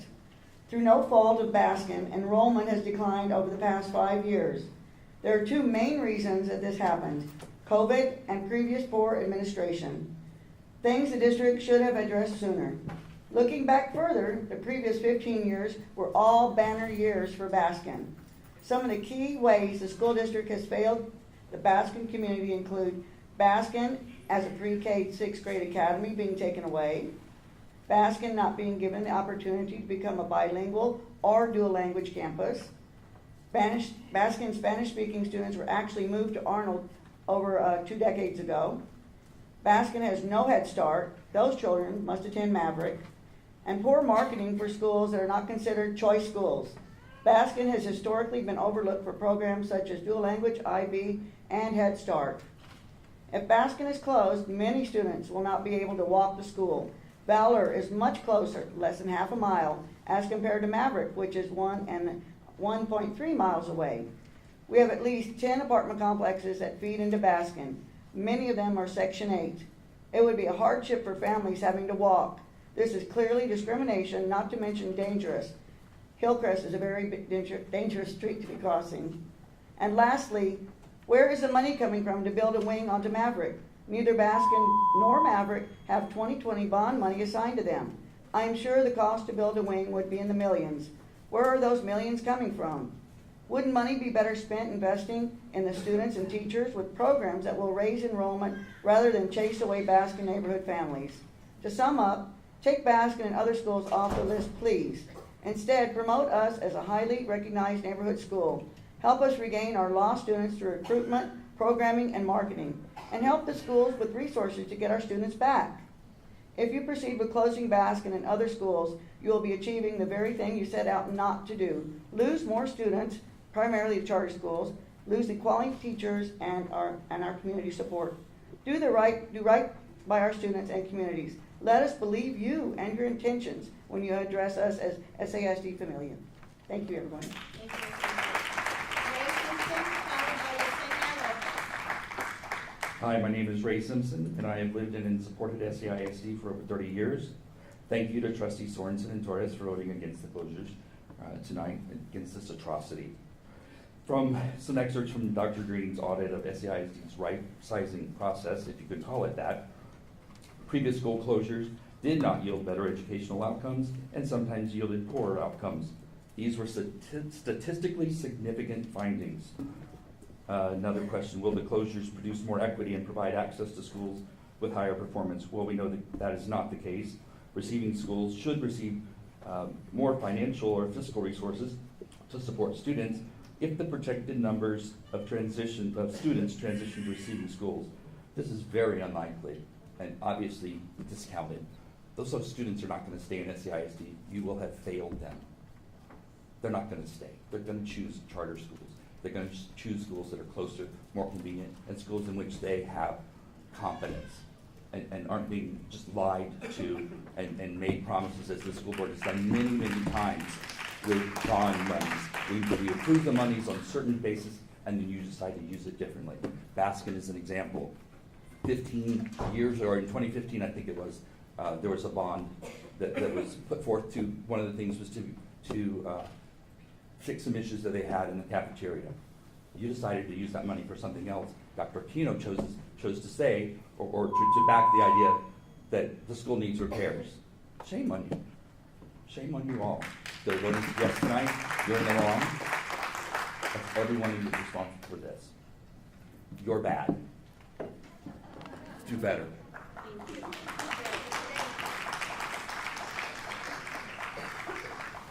Yesenia Lopez, followed by Maya Lopez.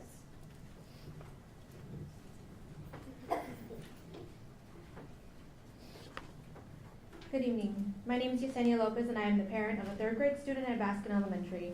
I am also an alumni of Baskin, having attended kinder through 5th grade, and a proud product of the SAISD, having attended Thomas Jefferson. Baskin Elementary is close to a boundary line that divides SAISD from its neighboring district. So I do believe it is wise to keep this campus open for the families that choose to keep their children here, because of course it is in walking distance to our wonderful neighborhood around there.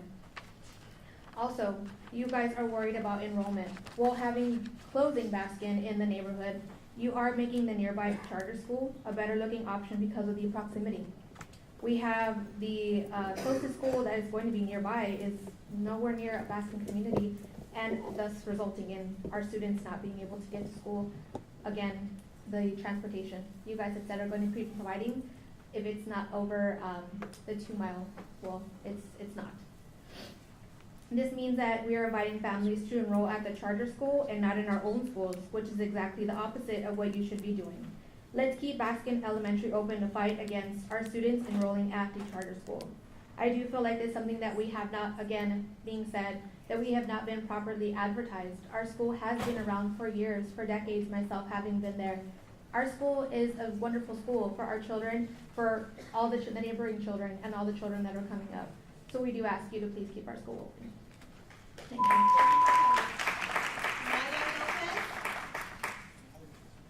Followed by Mary Richardson.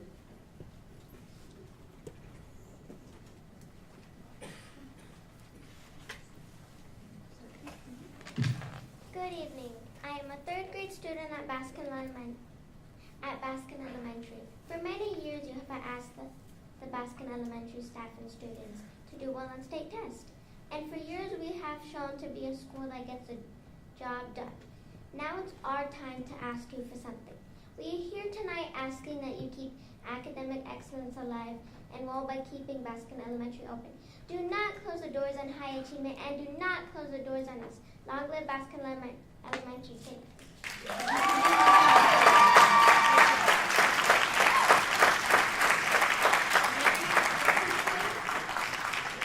Mary Richardson, followed by Karen Spear.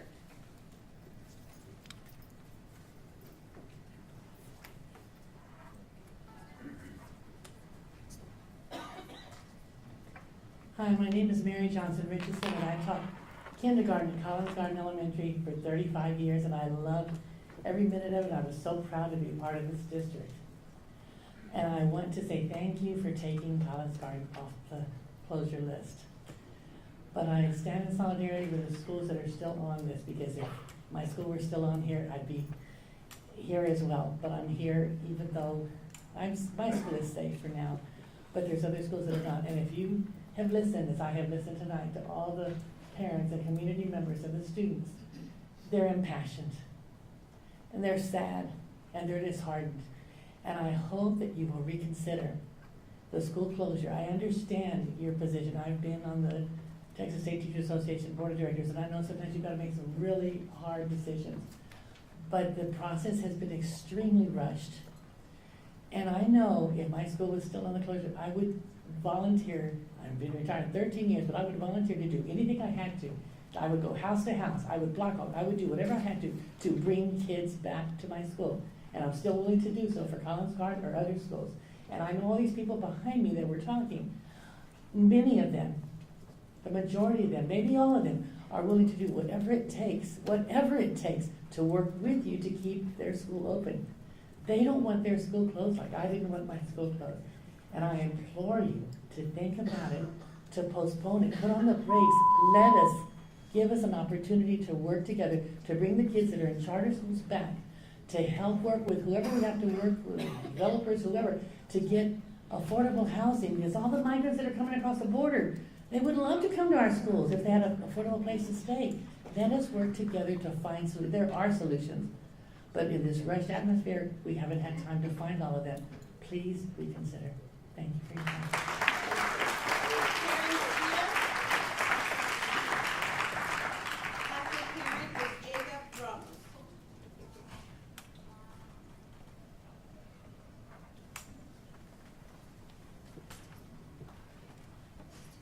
Good evening, trustees. I would like to thank Art Valdez for meeting with Collins Gardens people to help keep the school open. I appreciate it very much. Even though our school is being kept open, I'm here standing in solidarity that I want the other schools kept open. We just came out of a pandemic. Our kids are traumatized from that. We need more time. I see the charter schools out in our neighborhood the minute that you announce the rightsizing, handing out flyers, trying to get students to go to charter schools. I think that we all need to fight. We need to step back, take a good look at what we're doing, and bring these kids back. We need to get our kids out of charter schools and back into our public schools. And I stand with all these other parents here, even though my kid is long graduated, and I really hope that y'all will reconsider. Thank you. Thank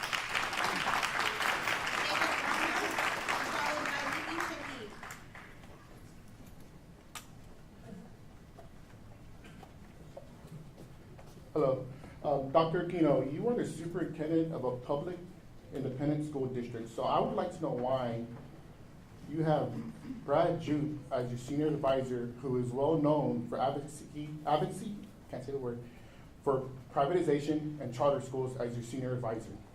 Also, additionally, according to our demographic report, in District 2, they're opening Essence, a school which you work for, as the director of marketing and after-school care. I would like to know how many students are y'all projecting to recruit and steal from the 5 schools that y'all are closing in District 2? I would also like to know, are you here to represent Essence or are you here to represent District 2? Because we have been losing students, to schools like yours that you work for. And additionally, I need y'all to realize that when a child comes to SAISD, we are majority of us, and including myself, are at risk. We're at risk for the color of our skin, we're at risk for the language we speak, we're at risk for the neighborhoods we come from, we're at risk for the schools we go to, we're at risk for our socioeconomic class. Now, when you close schools, not only are you putting the students who are at the schools that are closed at risk, you're putting the receiving students at the schools at risk also. Now, as a board, and all of us, we're supposed to be knocking down walls, knocking down barriers, not creating barriers for our students. Now, if y'all close these schools, y'all are adding additional risk that's gonna affect generations to come. You ever wonder why somebody at the age of 25 says they don't vote? They say they don't vote because they think it doesn't matter. You are supposed to represent us, and we should matter. Thank you.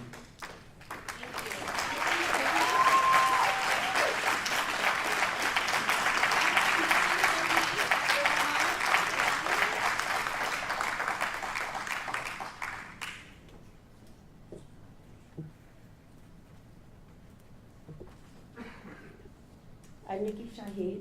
I'm a Lamar parent who choices in from our neighborhood in NEISD in order to provide culturally affirming instruction for my biracial child. Through the last 2 months, we've heard again and again that the process of closing inner city schools is about equity. And yet the final recommendation for school closures came before the ink had dried on the equity audit commissioned by the district. A process that normally takes the better part of a year, but instead was pushed through in 3 weeks. How on earth can the district claim to be acting in the interest of equity while making a final decision without reading the equity report? This equity report tells us, other parents have already said it, right? The outcomes for students, that you're not going to be saving money the way that you're hoping to unless you do massive layoffs. The district is acting like these kids are chess pieces to be moved around a board, numbers to be added and subtracted, dollar signs, as if their lived experiences, their vulnerabilities, and their needs don't matter. It's dehumanizing to our kids, and it's dehumanizing to our community. The district has co-opted the language of social justice while acting out systems of oppression. The district may tell you there's a justification for their sense of urgency and black and white either-or thinking. People who are reenacting systems of oppression will often tell you that this time it's different while using tools of oppression. It's not. This is an unreasonably rushed process that will negatively impact thousands of students, their families, and their communities. The equity audit clearly shows that this process is unlikely to yield the results the district is hoping for. I used to tell the team that I manage, when we rush, we make mistakes. Our children's futures are on the line. The stakes are too high for you to rush through this mistake. I'm asking you to do the right thing and have the courage to vote no. Thank you.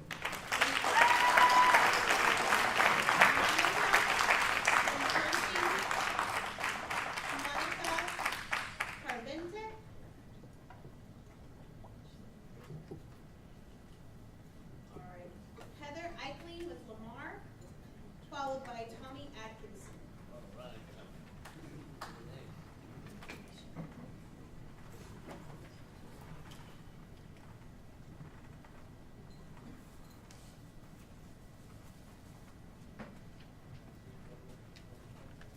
Hi, my name is Heather Eichling, and I'm the granddaughter and daughter and cousin to many Lanier High School graduates, so my heart is in SAISD, but tonight I wear a Coker Elementary t-shirt with a Lamar sweatshirt, because we are now an NEISD family. We choiced in to Lamar ISD, and my son was there from 1997 to 2022. We left after we saw through some lack of accountability and transparency in the district. And my last role with SAISD was as a member of the ESSER committee, which Trustee Sorensen first initiated. I cannot stress enough, as a parent who is no longer in this district, the need for accountability and transparency. No matter the decision you make tonight, you have to be building trust back again through transparency and accountability. And I would call for an external audit of internal district operations and finances and start there to rebuild that trust. I yield my time to Neil, who's actually a family that I recruited to Lamar when I was there. The principal would send families to me and say, talk to this family and recruit them for us. I promise it was not my intention to break the rules here. Unfortunately, due to an error not on your staff's part, I was left off the list. So please understand here, I'm not intending to break the rules. This is not on your staff, but I'm going to take a moment. My name is Neil Gabrielson. I'm a parent of 2 Lamar Tigers. Dr. Aquino has acknowledged in parts of this process that mistakes have been made throughout this process. We know for sure that Rodriguez was one of those mistakes. Lamar is another mistake. By a number of measures, you've already heard a lot about it tonight. There are a number of reasons that Lamar is an outlier on this list. In Dr. Aquino's final justification video that went out on Friday, he stated that only 1/3 of Lamar students come from the neighborhood. Trustee Garza just spoke on a San Antonio Report City Fest panel just last week on November 9th, and he said, I quote, "Most families are looking for schools that meet their academic needs over a school that's in their neighborhood." Later in the same panel, Trustee Garza also said, in reference to the future of SAISD, we are not, quote, "We are not going to have any neighborhood boundaries per se. It's going to be based on what the school offers, based on the needs of the families and the students." Trustee Garza, I could not have described Lamar more perfectly myself. Lamar is an exemplary representation of a choice model and the diverse mix of schools it attracts and will continue to attract. Speaking of the future, and you've already heard some about this, but it has to be restated. Over the weekend, you all received an email from me with a number of talking points. You've heard many of them discussed tonight, but I need to hammer again regarding the bond capacity that would be added to Lamar by the bond project in the 2020 bond. We have a document directly from the district architect in the final approved design that states that the functional capacity of Lamar would be 560 with completion of this design. Dr. Aquino, I don't know where you got your information. I know you weren't here at that time, and I don't know what you got from your staff, who has also experienced turnover, from my understanding. That is the number in the document. That alone should give you immediate pause to go through with this as stated. The justification is flawed. Trustee Sebastian said in 2019 in a school board campaign video that schools belong to the people, many of whom are from Lamar reside in your districts other than District 1. These are your constituents. I ask you to hear us tonight, and as the safety net in this rightsizing process, recognizing that a mistake has been made in recommending Lamar Elementary for closure, do the right thing and amend the resolution to remove Lamar from the final closure list. Thank you.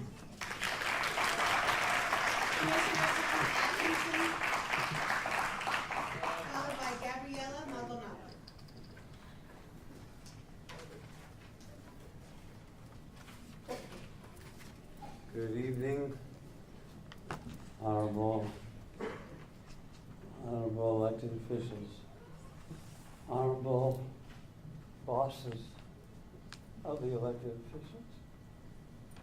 This truly is in your hands. You can make the difference. And you have people up here, in my opinion, that can make the difference. And certainly Dr. Aquino, you're the first part of the list there. You need to be in the mix, and I know you are, and you will be.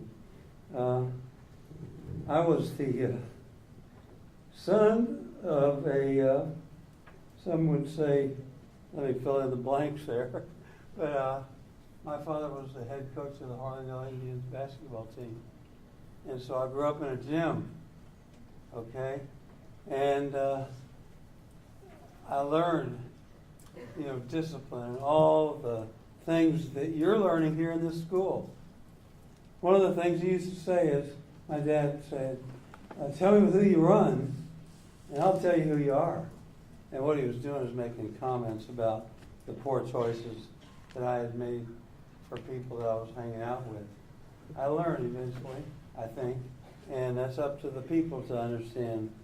When I ran for the Texas House and got elected, I had to learn how to do the right things. When I ran for county commissioner, and for 16 years I served dealing with health, dealing with justice. And education has always been a part of it. Education is the guardian genius of democracy. You really can't go wrong. My dad learned that when his third grade educated father said, son, when my dad was in 8th grade, if you want to, you go ahead and quit school and get you 10 acres. They were sharecroppers in the Dust Bowl of Oklahoma. Well, he said, no, Dad, actually, I'm going to go to school. And there's going to be a day when I'm never going to pick another roll of cotton. And I'm so indebted, as I know each of us are, to our parents for what they have done for us and what we're going to do. And let me just say this as a little final point. At the Commissioner's Court, about 60% of what we spent came from property taxes. And so, you've got to have enough property taxes to make things happen. But we found also that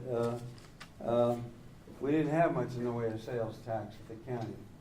But I'll guarantee you, if you can go out there and make sure that you get the right people elected, because that's always a fundamental precept, you will be ahead of the game. We're at a point here where I believe this board knows exactly what needs to happen. And it's okay to sometimes admit, I thought I knew the right direction, but you know what? I saw a bigger picture. And that bigger picture is right here. We know, and Mr. Superintendent and all of you good elected officials, which I have always aspired to do, because I basically grew up in a community that was always being kicked around and thought of as being less than everybody else. And I hated that because we weren't less. We were as good as anybody. We may not be better than anybody, but we're as good as anybody. And you know that. And this vote here, this group of leaders here know exactly what needs to happen. Your being here is a huge affirmative. And I can tell you there's not that many meetings I go to where I see this kind of crowd. You ought to be very proud. Let's have a round of applause for you. Okay? And with that having been said, I wish all the best to you. You know what you need to do. Thank you. Thank you.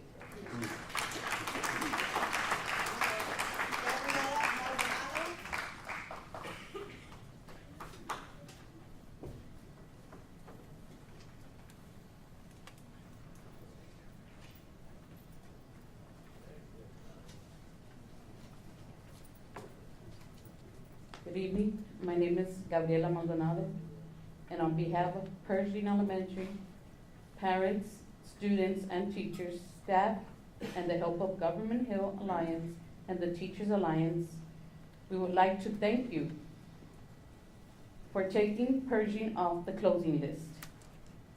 We have a lot of work ahead of us, but together we will achieve our goal. But as my fellow other schools that are on the closing list, I feel what they are feeling right now. I have a knot in my stomach when they told me that Pershing was closing, and I ask you to vote no on school closures. But thank you for keeping mine off the list.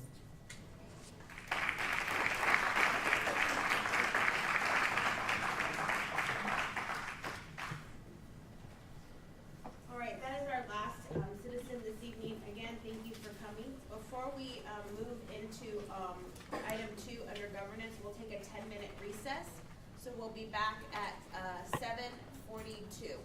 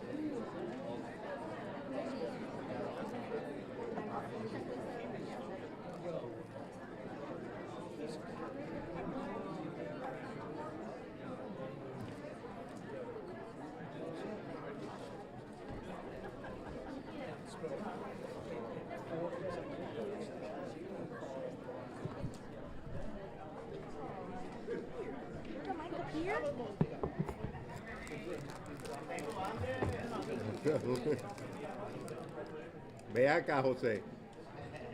Are you doing the same coverage with Edgewood? Yeah, I'm gonna be there tomorrow. Only there tomorrow? Not like us. You've been in every single. Oh, I only got 2 songs. But I did a redlining.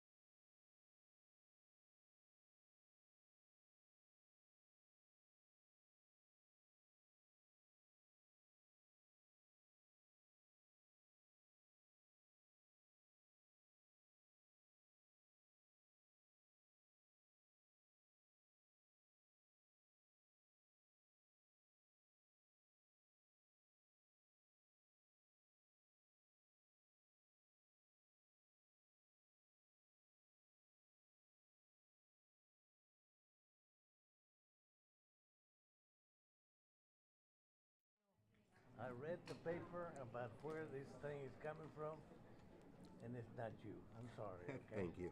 Apology accepted. Thank you. All right, we are now going to move on to the governance section of our agenda. And our first item is a resolution on the facilities planning and development calling for a study of school building capacity. I'll turn it over to our superintendent, Dr. Aquino. Thank you, Madam President. Good evening, everybody. Today marks a crucial moment in our journey of rightsizing. Just last Friday, we unveiled a video presentation that captures the essence of our final rightsizing recommendation. Now, you members of the board stand at a crossroad of an important decision, a choice that holds the power to shape the future we collectively envision for our students. This presentation represents a culmination of extensive deliberation as well as community engagement. Our unwavering commitment to transparency and responsiveness has guided us, shaped by the feedback we received during our community meetings. Each adjustment made reflects our dedicated effort to craft a plan that aligns with our established framework. Today, under the guidance of Deputy Superintendent Patty Salzman, we will air the video that we sent to our familia on Friday in its entirety. We will then, members of the board, engage in a dialogue to aid you in making an informed decision. Your decision today is not just about accepting recommendation. It is about embracing a vision of a brighter future for all our students. So with that, can we please play the video, and then Deputy Superintendent Salzman will guide and facilitate our dialogue.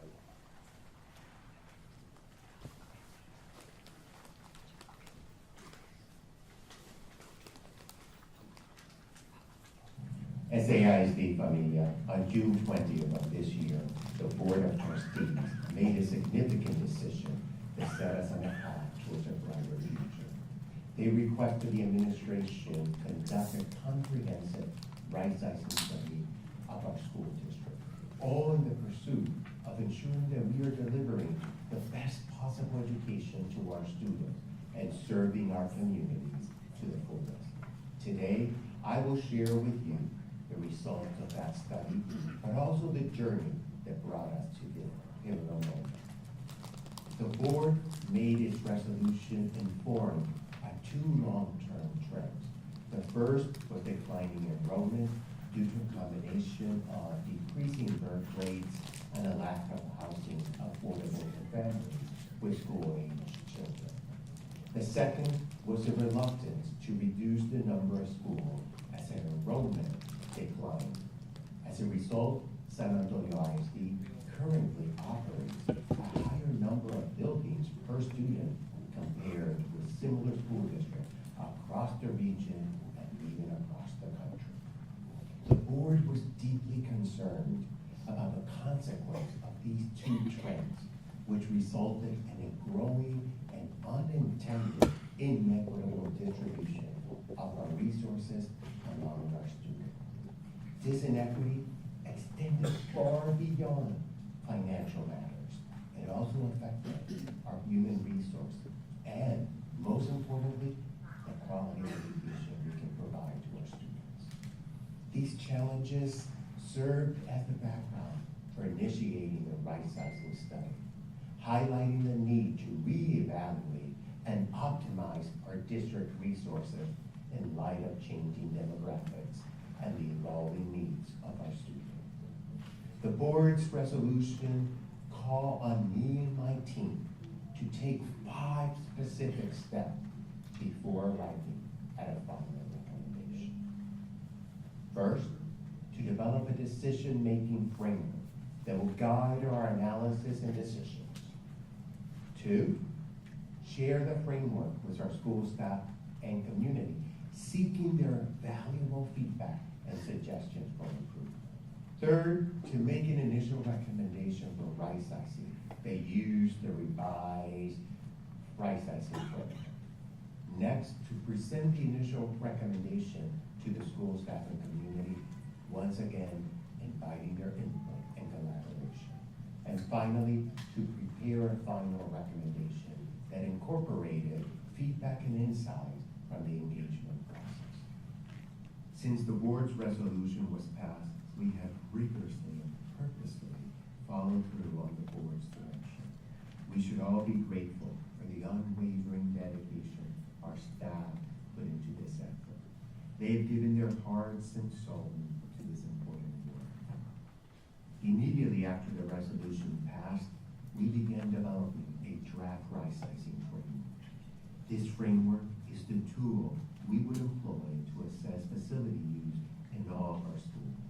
Modeled after tools used by other school districts, our framework not only considers statistical facts of our school, but also the unique contextual factors that define them and the values we cherish as a school district from you. In August, once the rightsizing framework was drafted, we spread out across our neighborhoods, hosting 14 meetings to gather invaluable feedback. Based on this feedback, we revised the rightsizing framework and then applied it to develop our initial rightsizing recommendation. We presented to the board on September 18th and then immediately embarked on the second phase of community engagement. The second round involved 23 additional neighborhood meetings located mainly at the affected schools. In addition to these neighborhood meetings, we held numerous other meetings with various stakeholders, including neighborhood associations, faith-based groups, the San Antonio Alliance, and the School Our Students Deserve Coalition, as well as state, county, and local elected officials, the Growth and Development Committee, and the many other superintendent advisory committees and council. And we always learn children's count. In total, we spent 146 days, which amounts to nearly 5 months, developing, presenting, discussing, and deliberating over our recommendation. The neighborhood meetings alone drew more than 3,200 sign-in participants, 61% of whom identify as community, and 33% of whom identify as school staff. We also extended several meetings through Zoom, attracting another 595 unique viewers. During the second phase, we collected questions through a back channel technology, allowing participants to write down thoughts rather than upload them directly to the room. Through that method, we gathered and answered more than 450 more questions. We recorded every meeting collected and answered every question, and posted it all on the rightsizing website, creating a rich record of the entire process and serving as a vital source of information that informed our deliberations. This community engagement led to a thorough reevaluation of our recommendations, including some substantial adjustments to our initial proposal, as you will see shortly. It is essential to emphasize that these modifications are firmly grounded in the established framework, ensuring that our decision align with the established criteria and priorities. By highlighting these many conversations and engagement, we underscore the collaborative nature of this rightsizing study and the genuine commitment to incorporate the concerns and hopes of our students, school staff, and community as we conduct. We hope that the community understands that while closing school is a difficult decision, it is absolutely necessary for the academic and financial sustainability of the district. We must prioritize what is best for our students in the long term over our immediate desire. This journey is not just about numbers and budget. It's about creating a more equitable, inclusive, and thriving educational environment for all of our students. Together, we can shape a brighter future for our district and the young minds that we are privileged to nurture. In preparing our final recommendation, we reconsidered each proposal offered in our initial recommendation. We evaluated them using the rightsizing framework, taking into account feedback and changes proposed during the community conversation. Each proposal was then subjected to one of four choices. It was either withdrawn from the final recommendation, withdrawn and modified, modified, or sustained without changes. The final recommendation includes 2 withdrawn proposals, 2 withdrawn and modified proposals, 7 modified proposals, and 14 sustained proposals. Let's begin with the 2 withdrawn scenario, where we remove school from the list of proposed schools. Collins Garden Elementary School will remain open. Although there were several schools with significant amounts of unused space in the area surrounding Collins Garden, we acknowledge that Collins Garden was the elementary school with the highest enrollment recommended for rightsizing. We also took into account that more neighborhood students are choosing to enroll at Collins Garden than those who are choosing school outside their neighborhood, and to allow space for a growing immigrant population in that community. As such, Collins Garden reflects its importance in the community. We initially believed that the highway posed a significant inconvenience and barrier for our family.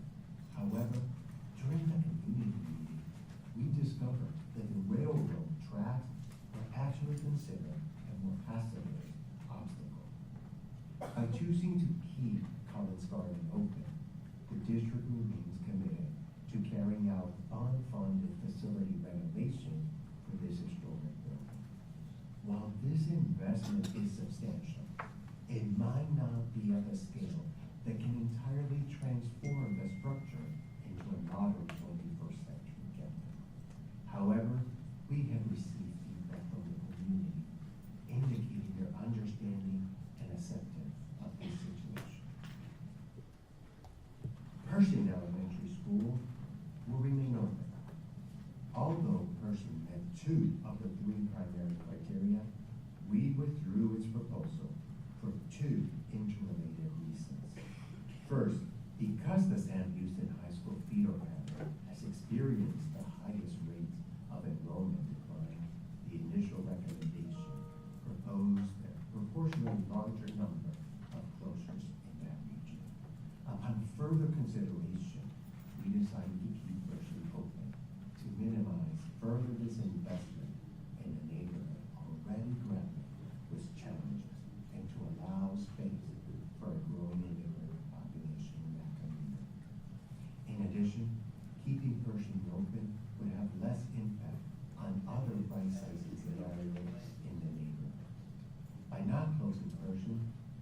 district will continue operating 3 small elementary schools in the mainland: Cameron, Washington, and Hershey. The next 2 scenarios were withdrawn and resulted in modifications of the current conditions at the school. These changes have been made with the belief that they will result in more effective use of facilities as well as promoting a more equitable distribution of resources for our students. Ogden Elementary will remain open, and the district is considering the option of co-locating with Rodriguez Montessori. In the next 4 weeks, the district will actively involve the community in discussions to evaluate different possibilities for optimizing the use of space at the Ogden facility.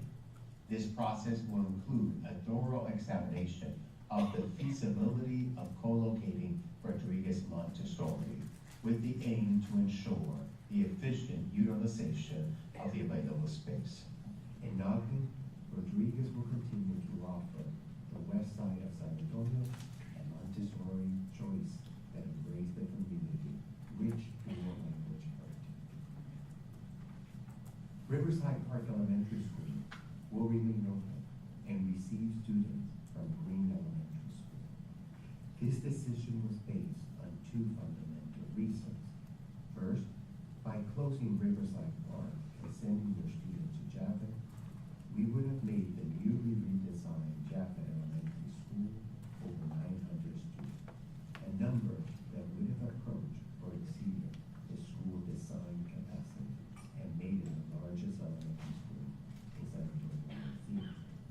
This substantially larger enrollment would have compounded traffic problems already experienced at the school. Second, by welcoming the students from Green, we bring a larger student body to Riverside Park. This solution was proposed by school staff and families at community meetings who urge us to take into account that the 2 schools have a history of collaboration on academic, student, and family services. In addition, Green Elementary School will close and send students to Riverside Park in the school year 2024-2025. As we reconsider Green, we recognize that the school had the smallest enrollment of San Antonio ISD Elementary School, making it the most expensive elementary school in the district to operate on a per pupil basis. Sending a student to Riverside Park will help increase enrollment at Riverside Park, which is also under-enrolled, creating operating efficiency and offering families and students in both communities more robust academic programs. This recommendation also takes into consideration the history of collaboration between the 2 schools.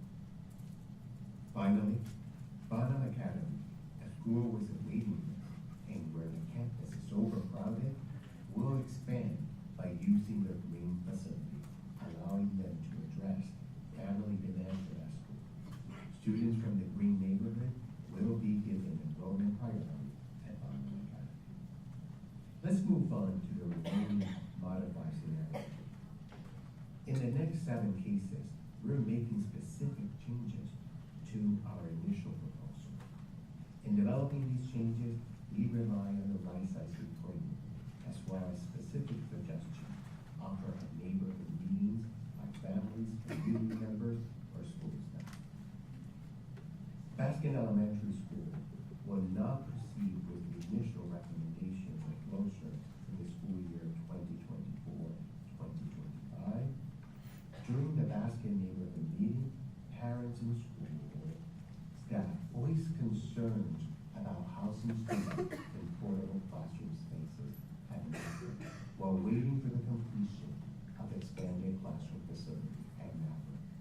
In response to these concerns, we suggest postponing the closure until the proposed expansion wing at Maverick is fully completed, which is expected to take at least 2 years. The next 3 modified scenarios will focus on the neighborhood supported by Martin Luther King Academy.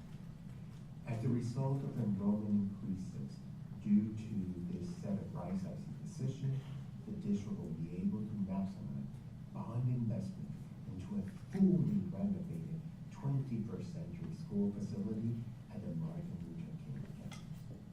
While the renovations at MLK are exciting, they will move faster if there are no students on site during construction. In the interest of giving students the opportunity to move into the new facility as soon as possible, current MLK students will be temporarily housed at the Gates campus. Carroll Early Childhood Center will remain open until bond funding renovation at MLK is complete, at which point it will close and the students will transition to the new MLK facility.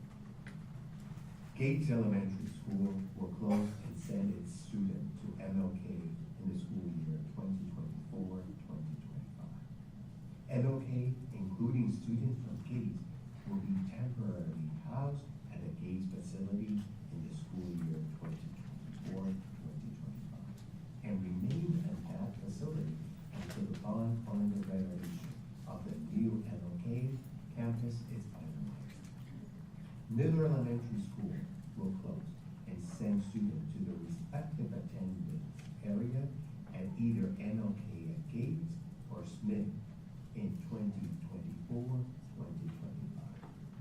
Considering that MLK will now offer a dual language program, bilingual students attending Miller from the MLK, Gates, and First attendance area will now have the opportunity to continue their education with a vibrant dual language program at the MLK school, which will be temporarily housed at the Gates campus. These students will transition to the new MLK building once the construction project is successfully completed. Foster Elementary School will close in 2024-2025 and send its students to Shane, Ball, and Highland Hills Elementary Schools. During the 2024-25 school year, Shane will undergo unfunded renovations. While these renovations are in progress, Shane will temporarily move to the Foster building and accommodate the students assigned to Shane from Foster. Once the construction is successfully completed, Shane students will then transition to the newly reconstructed Shane building. The Highland Park Elementary School will close and send students to Japhet and Highland Hills in 2024-2025 school year. Highland Hills and Japhet are more recently updated facilities, and more families are choosing those schools compared to Highland Park. Steele Montessori Academy will relocate in 2024-25 to a facility to be determined after further community engagement, particularly in light of the decision to now keep Riverside Park open.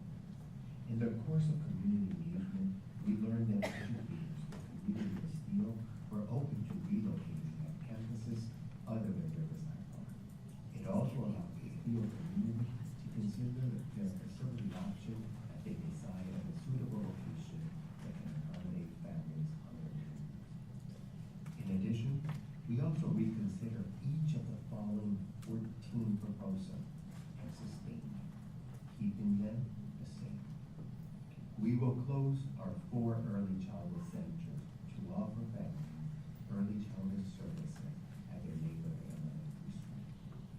Further review of enrollment data taught us that our students in our early childhood center were less likely to continue with neighborhood elementary school options than students who attended early childhood and kindergarten at their home school. This means that Tyner, Knott, and Nelson Early Childhood Center will close next year, the school year 2024-2025. It also means the Gonzalez Early Childhood Center will merge with Twain Dual Language Academy in 2024-2025, allowing Twain to expand its enrollment in its early grades. And as described previously, Carroll Early Childhood Center will close when the facility renovation at MLK is complete.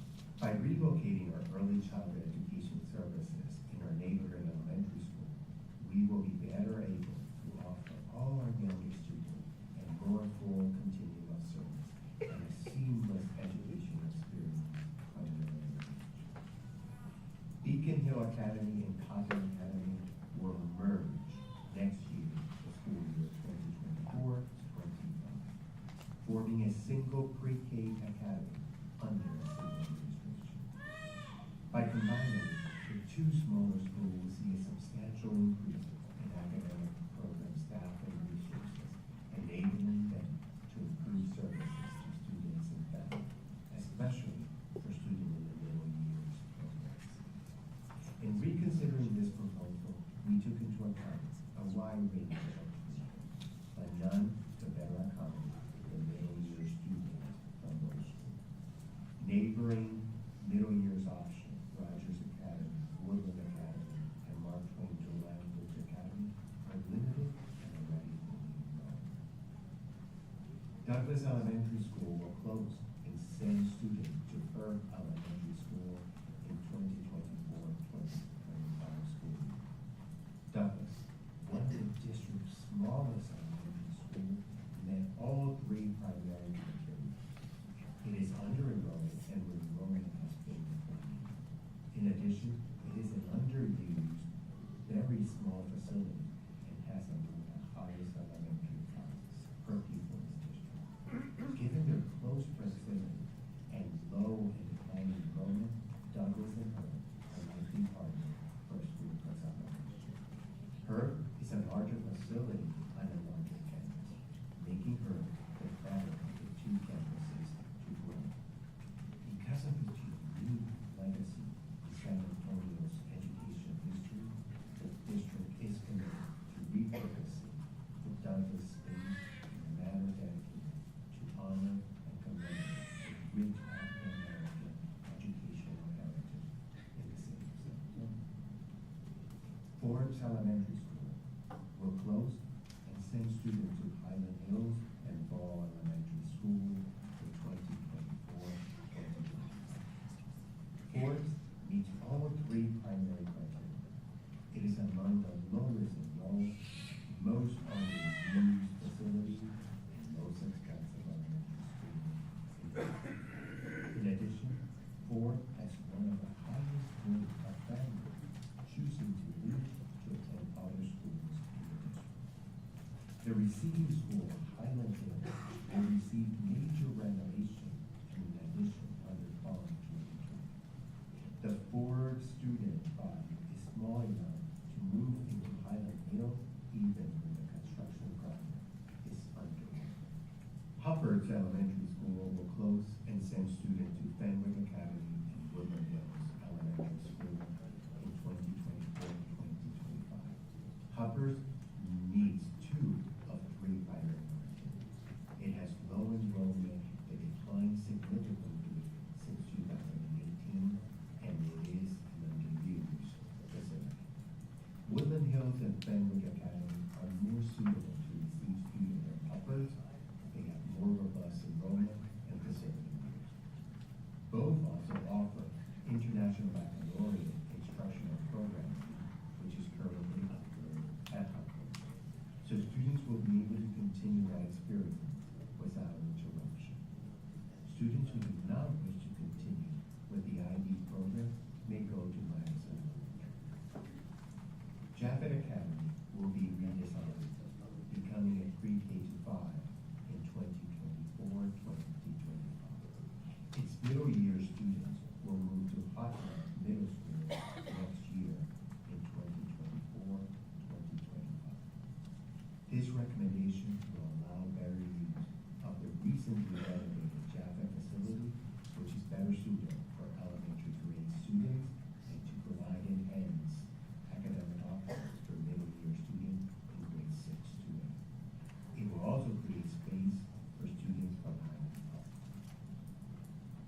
Lowell Middle School will close and send students to Kelly Academy at Lowell in the school year 2024-2025.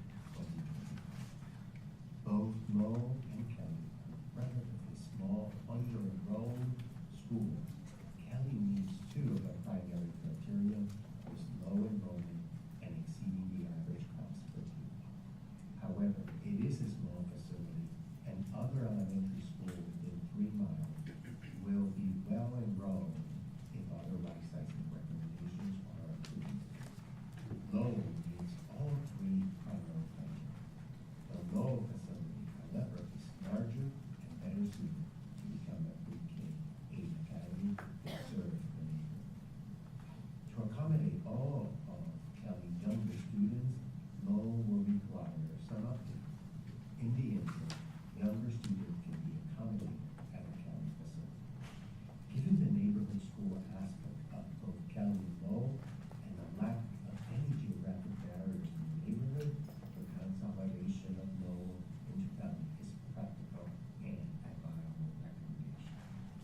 Lamar Elementary School will close and move to Hawthorne Academy in 2024-25. Despite Lamar experiencing a slight increase of 19 students this year, its current enrollment of 316 falls short of the 350 student threshold. Moreover, historical waiting list data for Lamar reveals significantly lower demand compared to other highly sought-out choice schools. Over the past 5 years, the yearly average number of students on Lamar's wait list has been 42, a figure significantly lower than those for other schools, such as 888 at ALA, 366 at Bonner, 226 at Rodriguez, 419 at Steele, and 415 at Twain. Additionally, Lamar's enrollment is small and constrained by its facility, making it one of the most expensive elementary schools in San Antonio ISD on a per pupil basis. The planned bond projects are primarily focused on common spaces such as the cafeteria and auditorium, and will not increase the building capacity. If these conditions are allowed to persist, Lamar is at risk of remaining one of the most disproportionately costly elementary schools in the district for the foreseeable future. In addition, only 1/3 of the school population comes from the area. Storm Elementary School will close and send students to Barclay Reese and Sarah King in 2024-2025. Storm meets 2 primary criteria. It has low enrollment and underused the facility. Families are choosing out of Storm at a higher rate than other schools in the region. The Storm facility is also in less desirable condition than either of the campuses that will receive Storm Elementary students. This decision will increase Sarah King and Barclay Reese enrollment to levels the school experienced in the mid-2010s.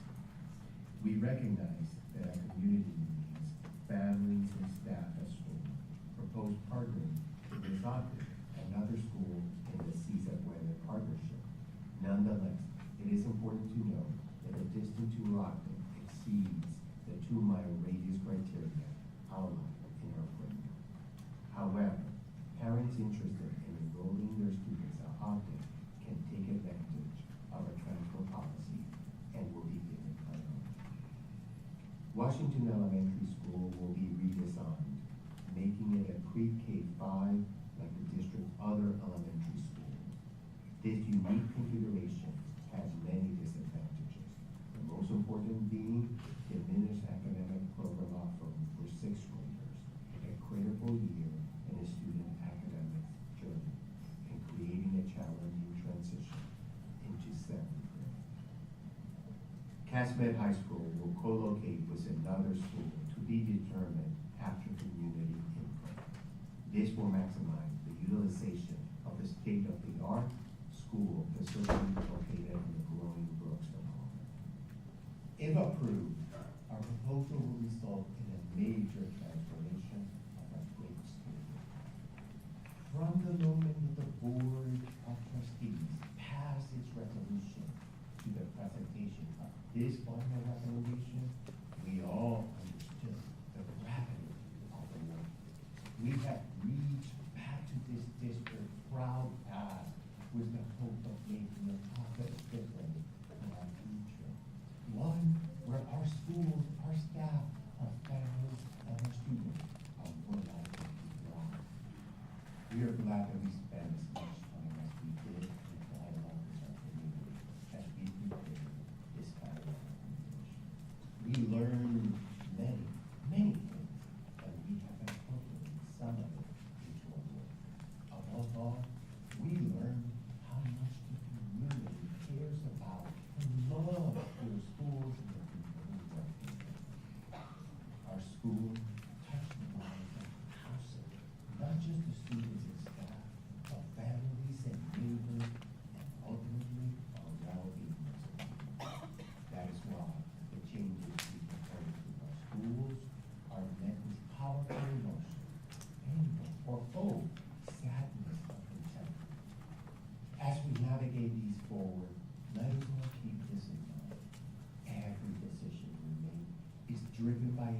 commitment to a brighter future for our students, family, and the entire community.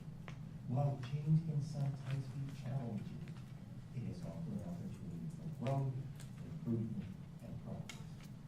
These shifts in our educational journey are not just about closing doors, but opening new ones. They represent a chance to create more equitable, efficient, and responsive learning environments for our students. Together, we're building a foundation for the dreams and aspirations of our next generation.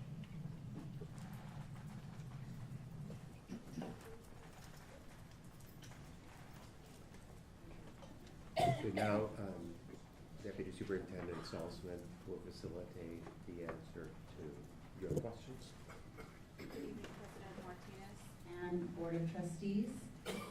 Before you, just for the community, I wanted to clarify what the board agenda item is asking this evening, that you approve the resolution calling to accept the staff's final school right-sizing recommendation, and your affirmative vote would also direct the staff to implement a comprehensive transition plan that would support students, staff, families of the affected schools, and then to also,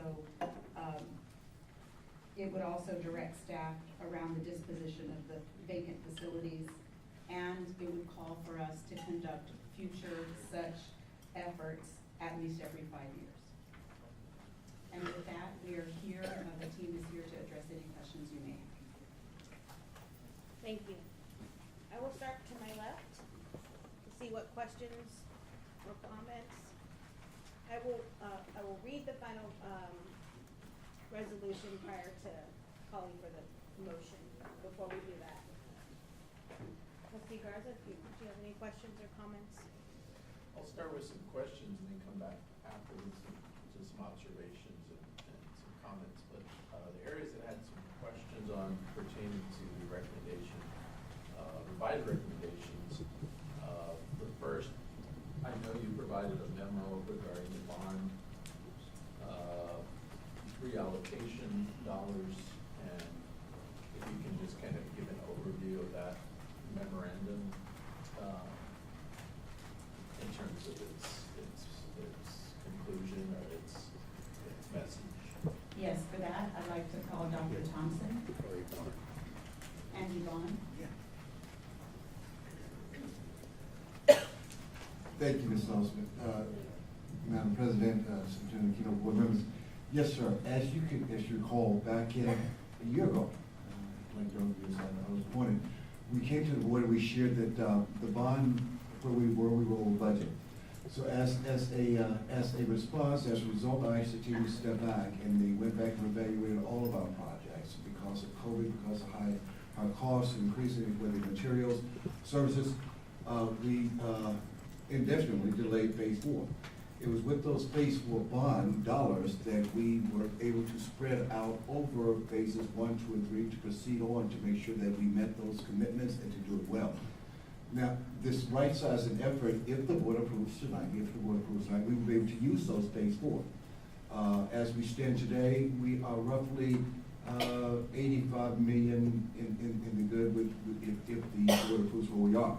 We could allocate those dollars following our students across the district to those reassigned, those relocated schools, and support our right-sizing initiative. Again, a lot of the scope, we had to cut scope, we had to temporarily delay, but this would put us in a much better place in meeting the commitment for our phase 1, 2, and 3 schools, using those dollars for phase 4. Did I answer your question, Trustee? And I can add a little more piece, and you might all recall back in October of 2022, we presented the fact that we were 400 million over budget in our bond. That was due to market conditions that were out of our control and some design, a scope of this design. My team, the planning and construction team, have done an incredible job to try to reduce that, and they were able to reduce that, but still we were going to be $95 million over budget, and also had an impact on the scope of some of the renovation for some of the schooling.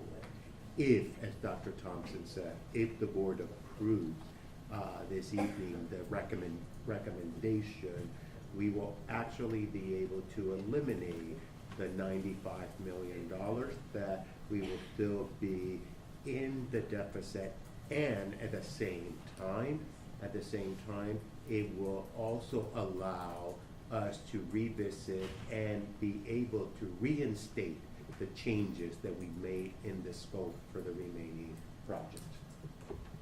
And I would just ask that the school, the right-sizing recommendations that are dependent on bond allocations to fund new facilities, new buildings, portables, and the temporary in some cases, that we carefully and deliberately think about all of the schools that are currently in the bond program that are either in design or under construction, because like you stated, we still don't know the unknowns moving forward through the process, and that some may come over, some may come under, and no one can predict that. And so we are taking a leap of faith by saying that many of these are contingent on the funds being available. But for example, I know you have potential bond relocations. I didn't see anything on that list of Lowell, for example. I know Lowell's going to require a substantial amount of money. They weren't on the bond program. That's a middle school, but it's not listed on here. That's like an example that I'm thinking, okay, if it's not in there, that's already, you're already getting the 60 million. Where's that school at? Yes, it's actually on the list as Kelly Academy, since it was recommended as that Kelly would go into Lowell.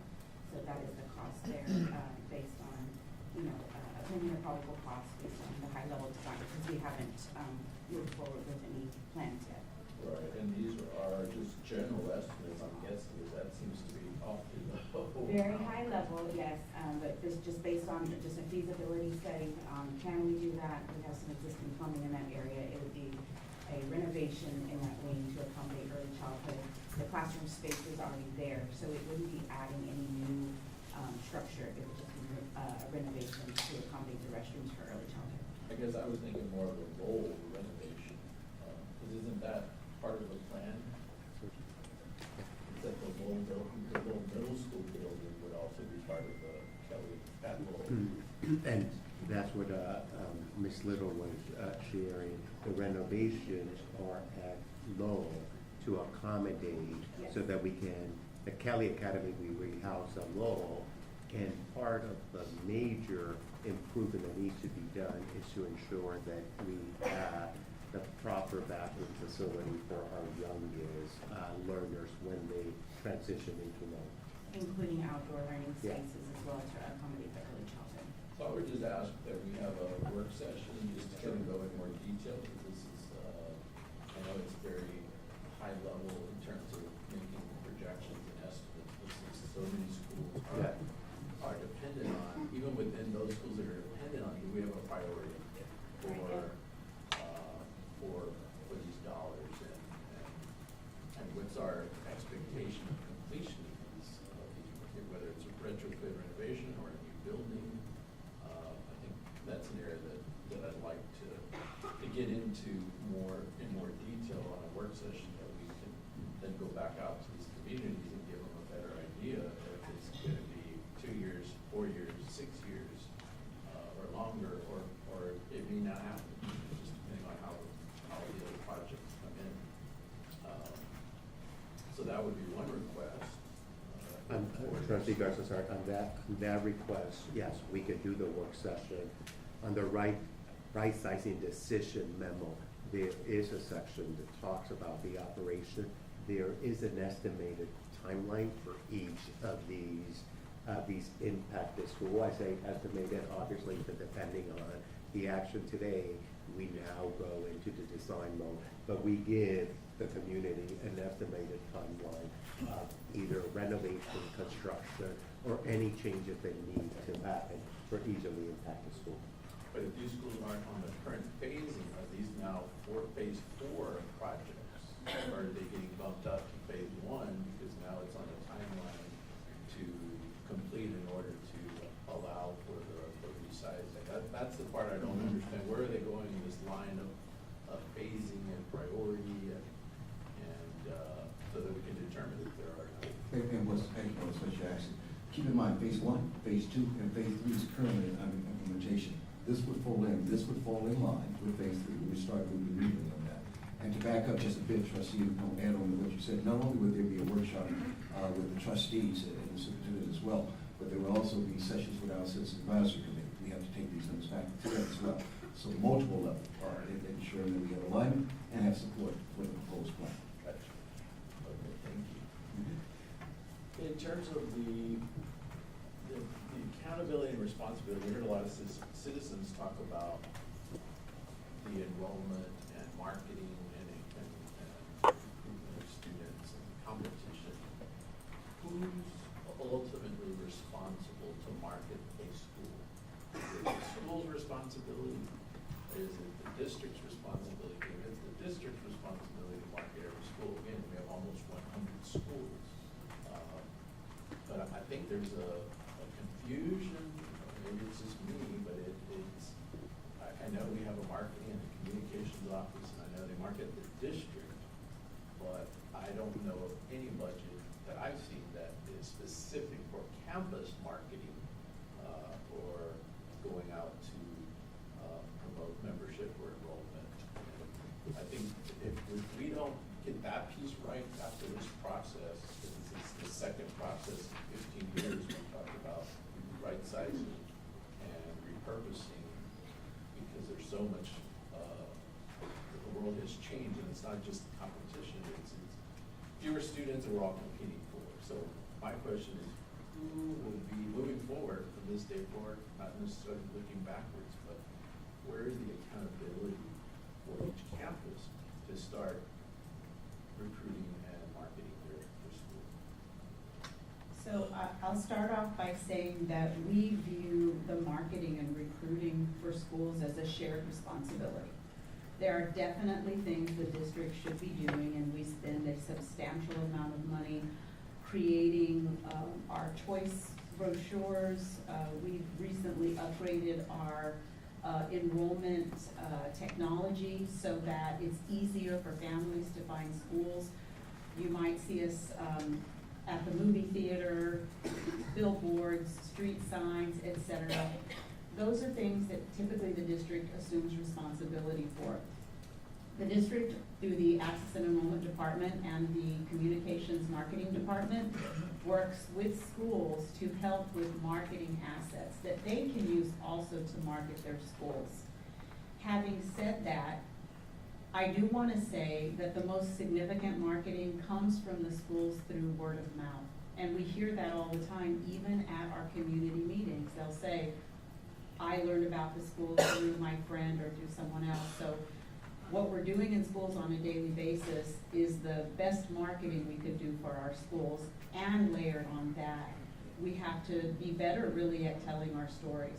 So going forward, we do have a plan for what that looks like strategically for each school, with clear metrics for how we need to move forward in our enrollment. Although I do want to let you know that our accent enrollment, our data department does give updates frequently to schools about what their enrollment looks like, how many students are showing up, what their attendance looks like, so that they can continue those efforts on their campuses. And I will add, Trustee Garza, that I think there's a misconception that the largest number of students we have lost is due to competition of charter schools. That is not the case. Only 20% of the students that we have lost have decided to go to charter school. The majority of our students, first, we have declining birth rates. That the kids are not there. Second, the students who leave a particular school are leaving and choosing another SAISD school. So they can market, but they will be most likely taking from another SAISD school. The question that we all, as a community, have to ask ourselves is, our parents have been voting with their feet and deciding to go to another SAISD school. we can spend, and we talk about this at one of the board meetings, we can spend significant amount of marketing dollars with very little return of investment, just because the kids are not here. We're not the only one who are facing this. We saw Harlandale, South San. Tomorrow, the board at Edgewood will be taking the same consideration. Plano, Fort Warner, and Paso all are having the same conversation. The reality is we just have less school-age students in our footprint. No, I totally understand that. My concern is the culture at our schools and campuses by the adults that have a laid-back attitude towards enrollment. Yeah. And I heard last week from a young lady who went to 2 of our schools. She's at a charter school. Called one school, they said, sorry, or went to one school, sorry, they said, you need an appointment. They went to another school, and they said, sorry, but there's a lot of fights at this school. And so it's more prevalent than I think we want to admit that. And I even talked to one principal that said, we're comfortable with our enrollment. We can't fit any more kids in the school, even though the capacity on the sheet indicates they can take 400 more kids. The mentality of the leadership, which probably then goes to the enrollment or the attendance clerk, and at the front office of many of our schools, I just believe there's a belief that the fewer the students, the better.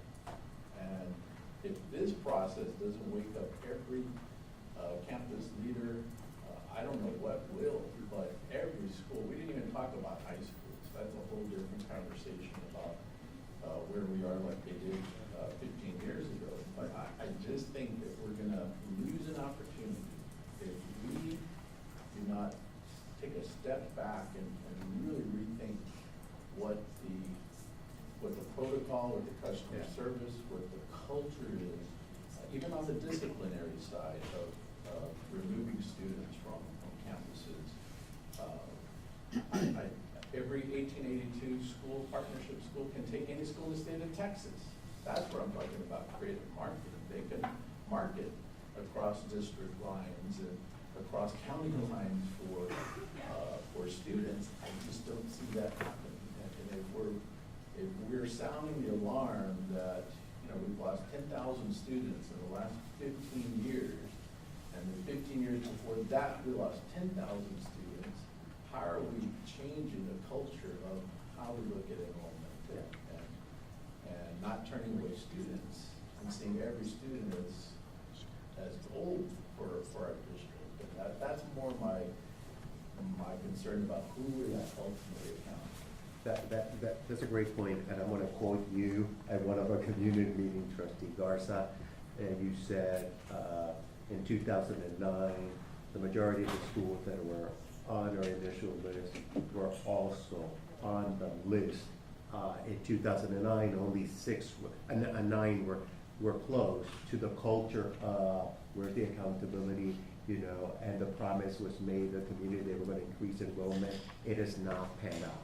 But we're not leaving this to chance. I know I've spoken to you about this. We're diligently working on developing our school performance framework, which will be our community values, defining what a thriving school is, and there will be a metric on enrollment to hold all the schools accountable for doing that, particularly, even if the students are not there that we can recruit, but ensuring that they don't lose the kids that they currently have. So that would be, we're not leaving it to a chance, so it will be part of our school performance framework.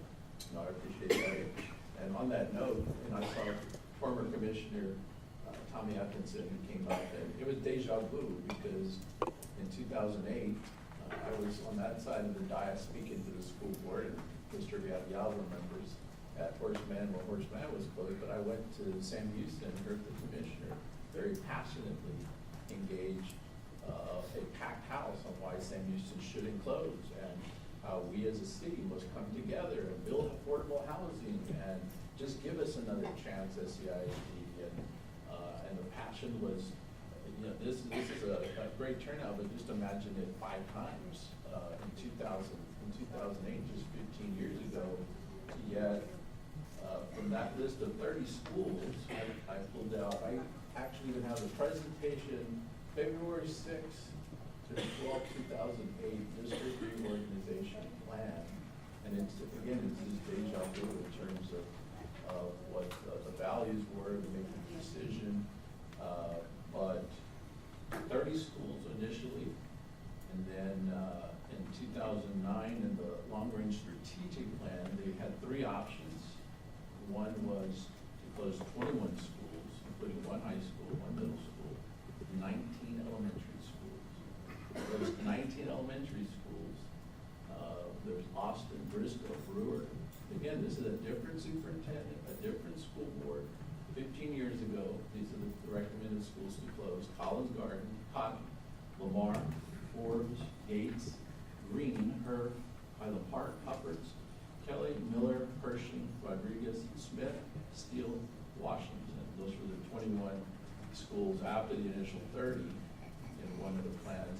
Every one of those schools since 15 years ago has gone down in enrollment. The only 2 that have not, Austin, which is now ALA, and Steele.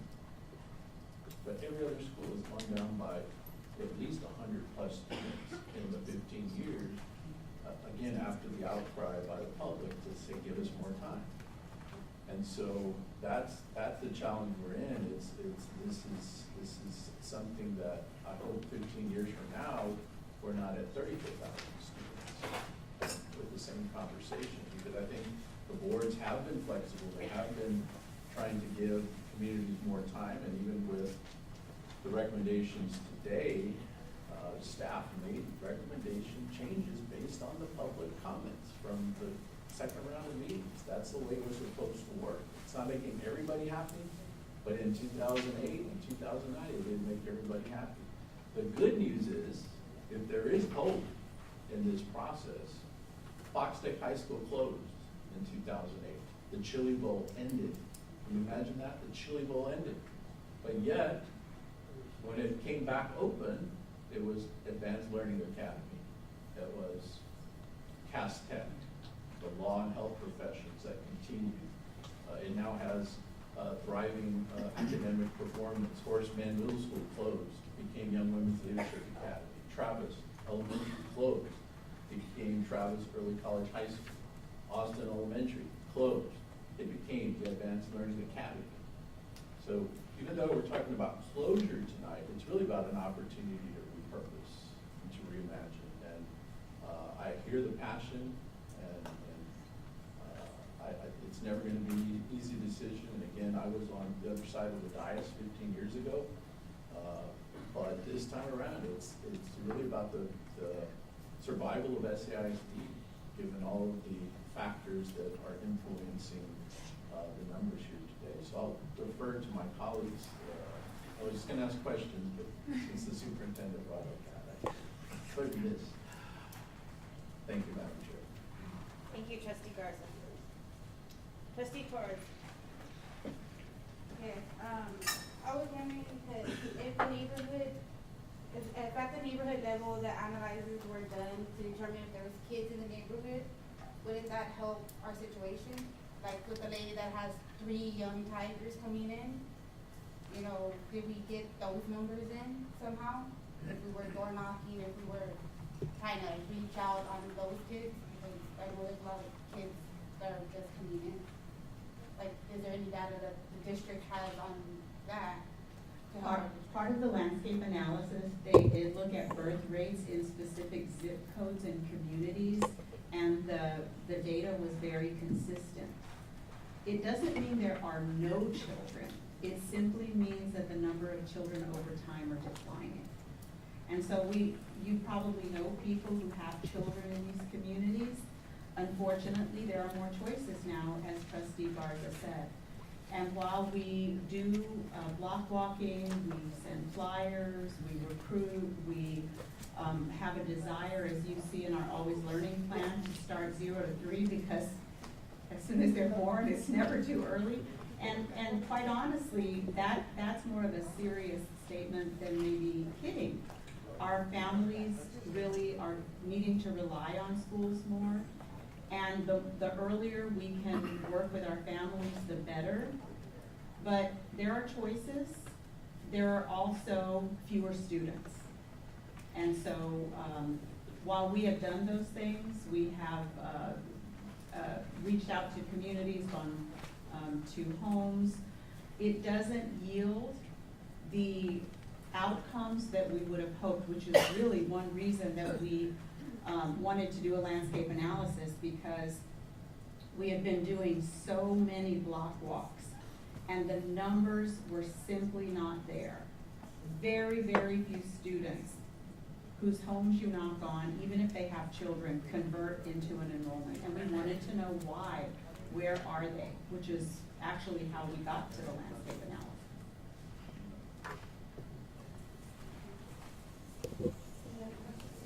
Trustee Ozuna. Yeah. I wanted to concentrate on another part of voting on this agenda item, which is inside of the transition elements of this, and especially in light of the equity report that we received.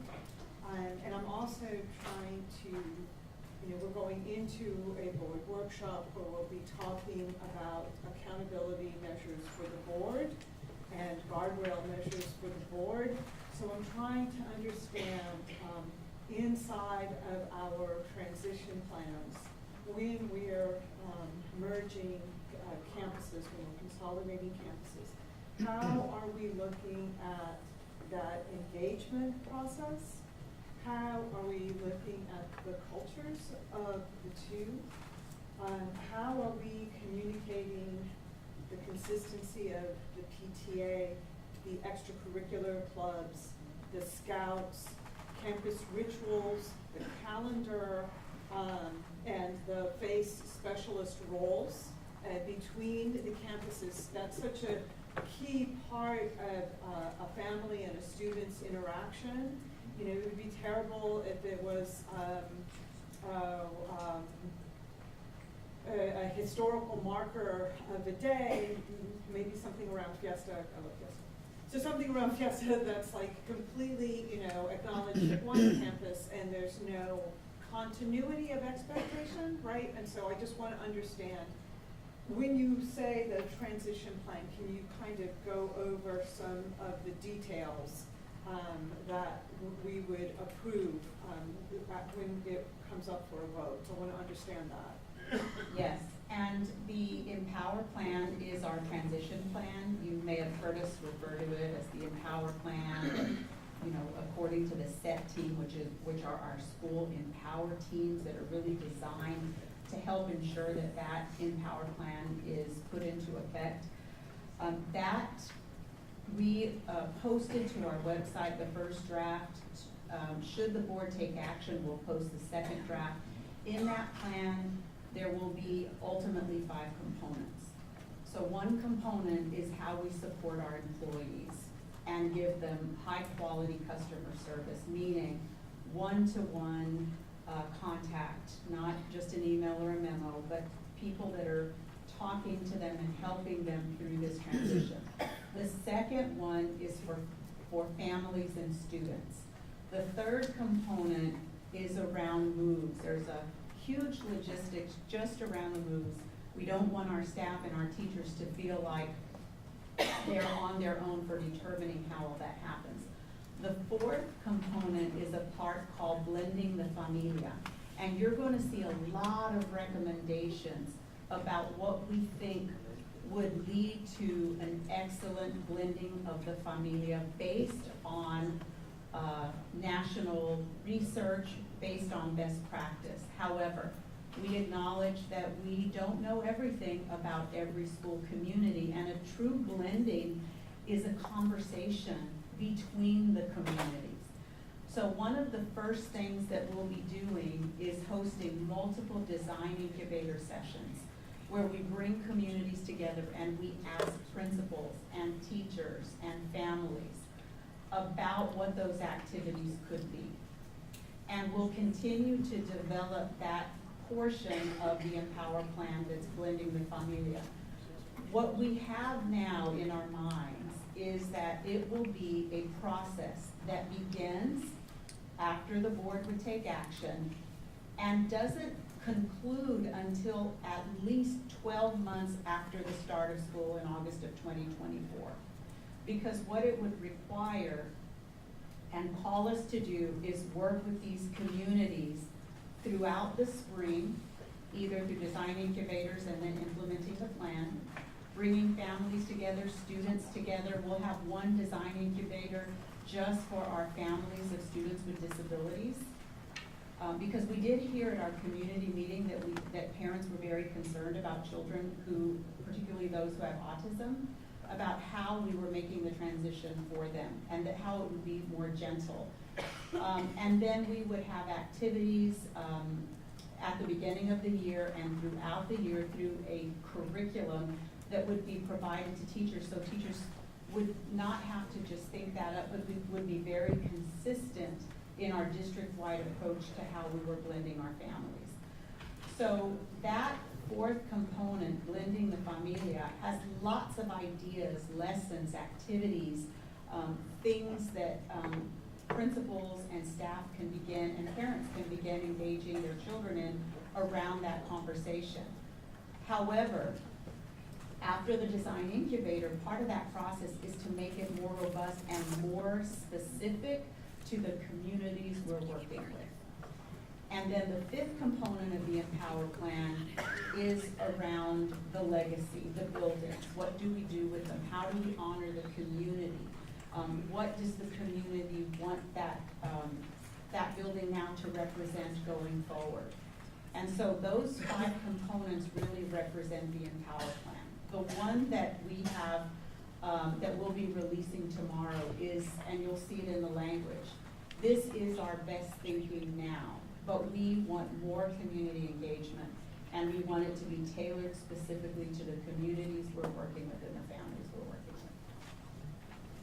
Thank you. That's a very good description. I guess I just have 2 kind of follow-up questions. One, going back to the transition and the campus interaction. I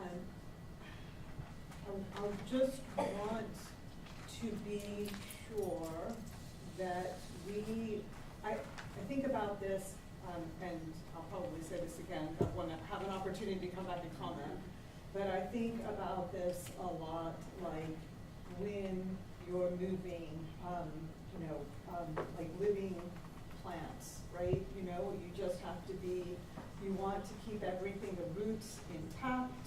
You know that you want to put them into an environment where they can thrive.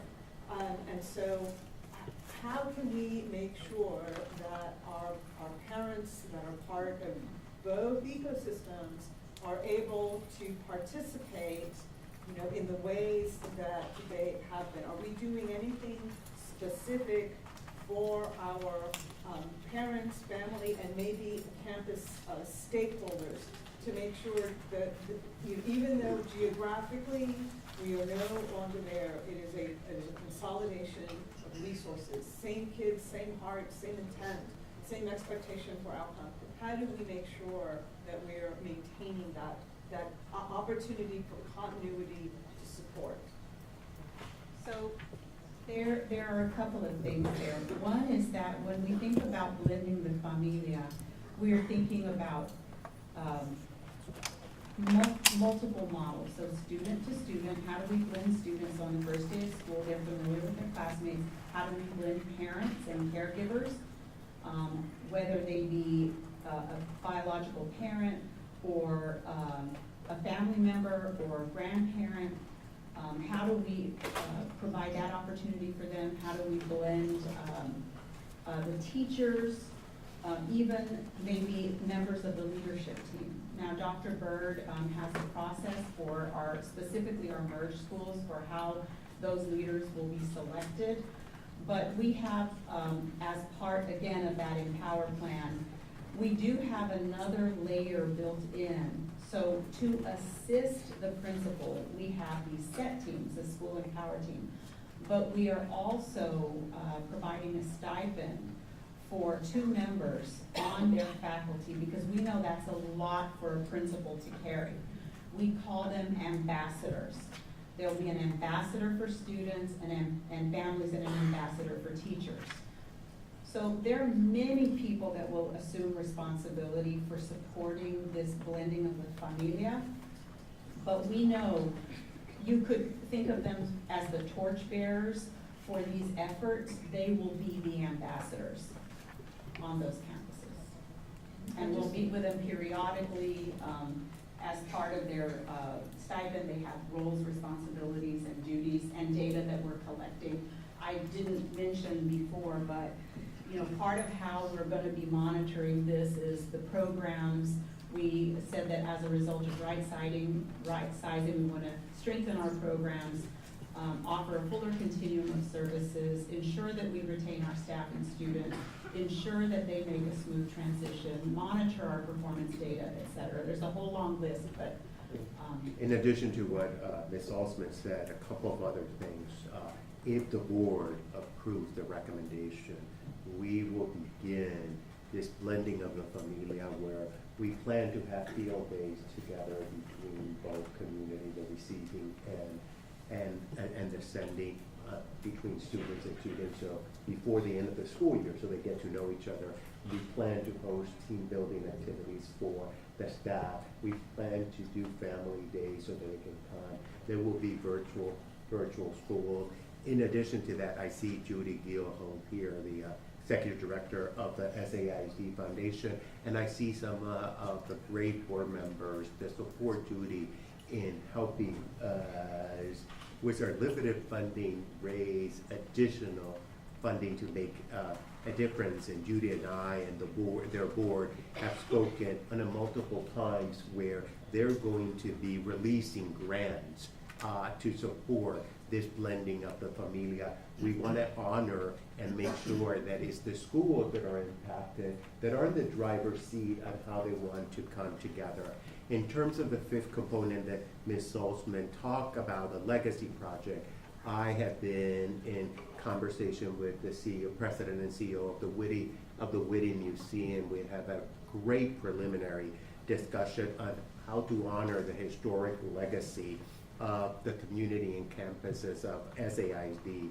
And the Whittys has expressed their commitment to help us preserve the tradition and the history of our impacted school, and they want to find a way where we can memorialize all the incredible contributions of each of the school. We even talk about doing a great exhibit at the Whitty Museum, using some of our students as oral historian to make sure that they capture those traditions. Thank you.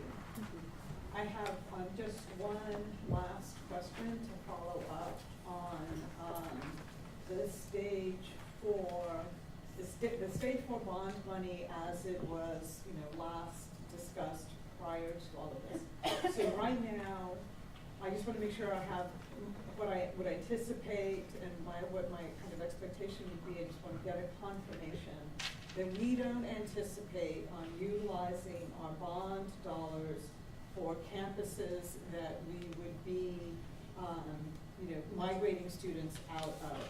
Our intent for our bond dollars is to stay on campuses where there are students.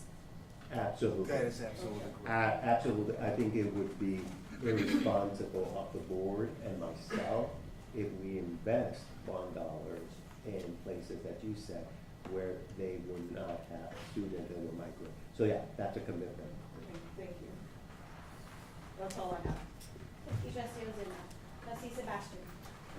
Thank you, Ms. Ozuna, for those questions. I had a lot of questions that related to the transition period as well. One question is, how soon will we begin to blend, if this resolution is voted on? How soon will that transition team come in and start to blend leadership, right? So I know we're gonna have all of this stuff, but so that they can understand and assume their places on the campus, because I do believe that a lot of the families have attachments to the people on their campuses as well as the buildings. So how does that look? Because I know if my favorite teacher is moving, I wanna get over there as soon as she gets over there. Also, are there gonna be shadow opportunities for new families to kind of come in and get an idea of what the expectation is prior? And if so, what is that timeline? How does that look? I think Dr. Bird would like to address the leadership part of the plan. Good evening, trustees. In terms of leadership, we'll start, if this is approved tonight, we'll actually begin tomorrow working with those campus principals. I've been meeting with them individually. Any principal that wants to meet with me about their plans for next year. As you may know, we had several jobs that are being filled with retired principals right now, but and I have been interviewing for those the last couple of weeks, so we'll be able to bring recommendations for those positions on December 4th, the next board meeting. That, of course, will free up principal positions, so there will be lots of opportunities for principals who would like to make a move or whose school is consolidating. Also, in terms of the schools that are merging, it's not necessarily true that the principal that currently is in that seat will remain the principal of that school. So there'll be a process that we're going to go through. There will be representation from each of the campus advisory councils that will give input to the superintendent. I'm asking them to make a presentation of how they will blend their communities together. So we want to see a plan for how they're going to do that with both students and faculty and staff.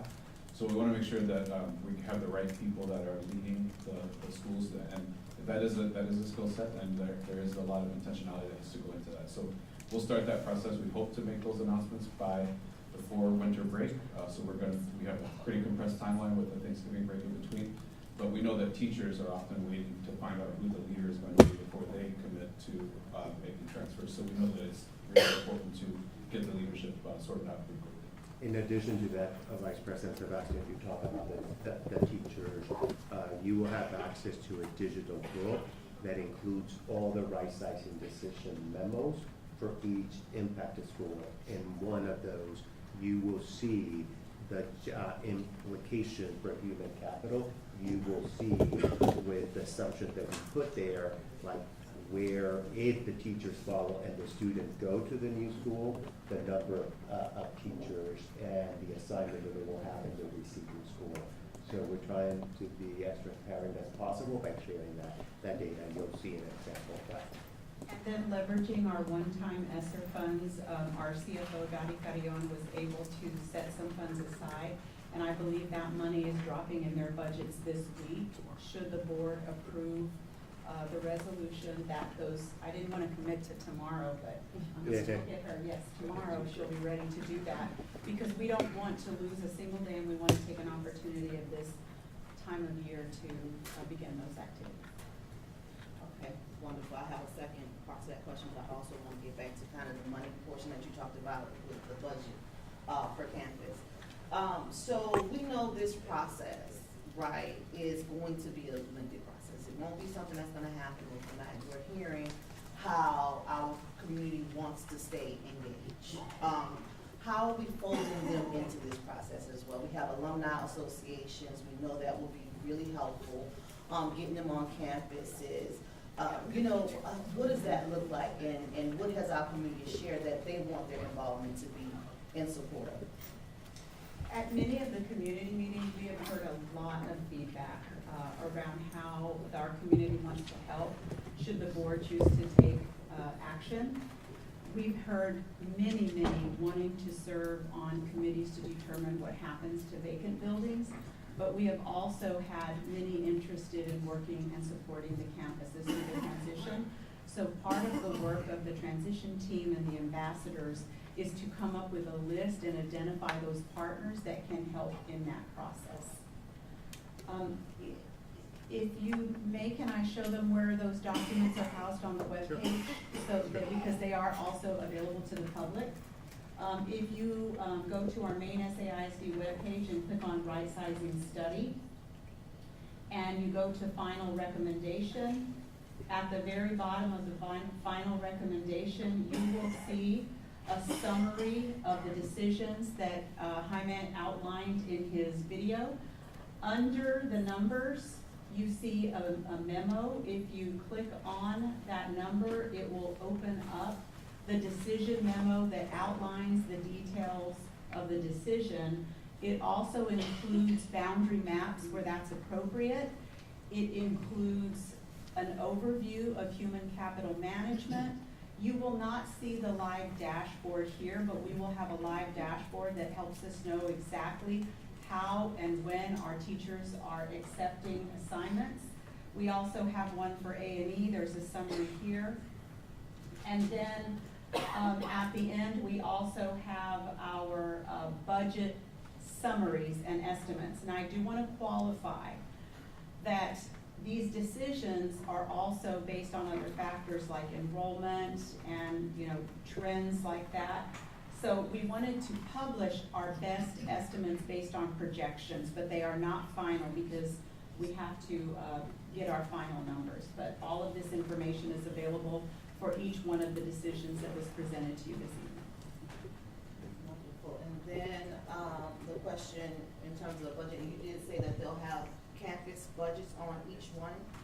Yes, and those are not the budgets for the Empower Plan implementation. They're projected budgets for next year and how the right sizing may have impacted. And so you might see things like last year they didn't have a PACE specialist.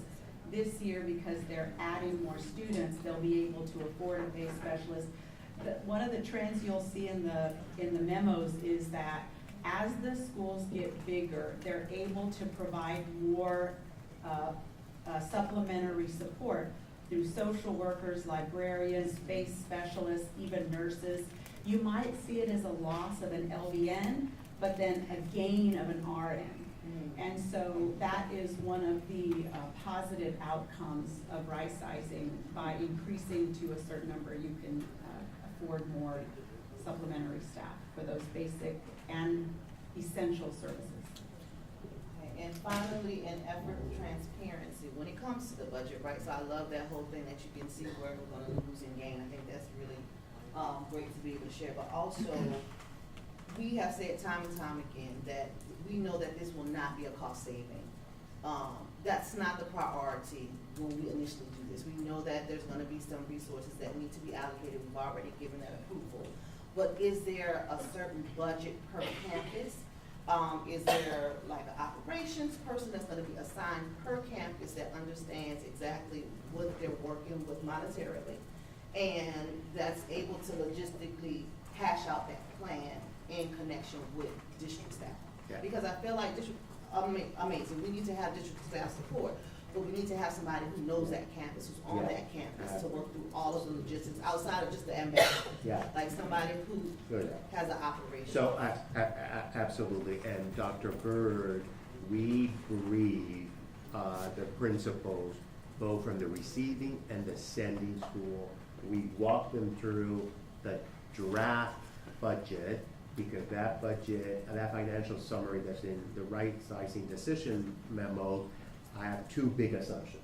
One is that the student go where we're sending them. Second, that the teachers also go where we're sending them. Third assumption is this is all based on our latest projection, which this time we did it earlier before.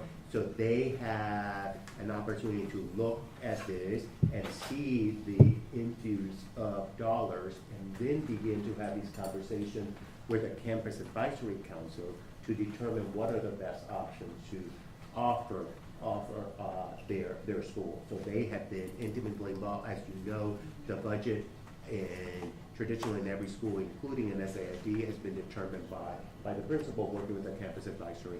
So they will get more information beginning tomorrow if the board approves our final recommendation. And I'd like to provide you just a high-level summary of some things that you'll see in the decision memos. As a result of these changes, we'll be able to offer an early childhood education program at every one of our campuses, which we have not been able to say in the past. And we have been able, more importantly... Yes, full day. Yes, full day. And more importantly, we have been able to put Head Start program in the communities that need that program. We have come closer to offering a full continuum of services for special education. I don't want to get too specific in that because so much of that is dependent not just on students, but on their particular needs to determine what programs go on the campuses. We'll have stronger, more robust dual language. We project that that will reduce the number of splits that we have that disproportionately impact dual language. We'll be closer, not completely everywhere. But you know, right now our fine arts runs on fractional units, so 0.4, 0.8, 0.6, which is very difficult for a campus. They don't have a full person.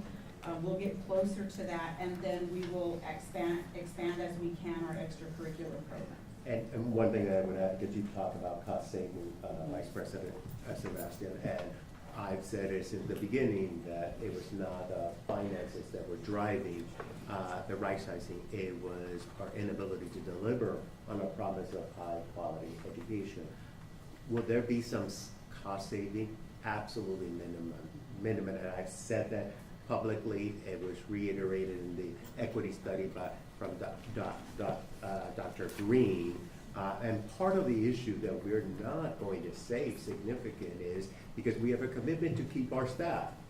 And in other places where they have done this as a cost-saving measures, they've had to do reduction in force. We're not. We want to have more manageable class sizes, so the teachers are going, or the staff are going to the receiving or wherever in the district that they choose to. And that's a commitment that we made to our staff, and I think it also will get us closer to our vision of delivering high quality education. Thank you. I want to make one comment about Trustee Garza's question about marketing, just to provide some context. So there are meetings I go to where I'm invited as the school board president to be with other board presidents. And my very first meeting that I attended with the Bexar County Coalition of School Board Presidents, people were upset at SAISD because of all the recruitment that we were doing outside of the district and bringing in that many students. And so just for context, the district has done a great job of recruiting and bringing in families that normally were not going to come to SAISD.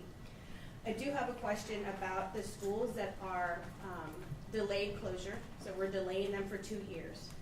If those schools were to bring in more students over the next 2 years, what would be the possibility of keeping those open, and what would that look like?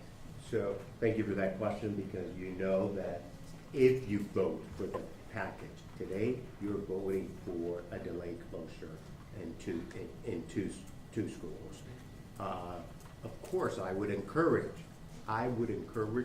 those schools that if they are successful, they don't have yet a track record. And on the contrary, the historical trend shows that they will continue to decline. The landscape analysis shows us that we will lose 10 or 50% more in the next decade of our students. At that point, if they show, and it is a substantial trend, we're willing to reconsider. I'll go to my right down here. Trustee Swartz. Hi, thank you. Actually, I have questions for Dr. Green. I see he's in the back, so Sure. I want to ask our equity audit if he's available to answer questions.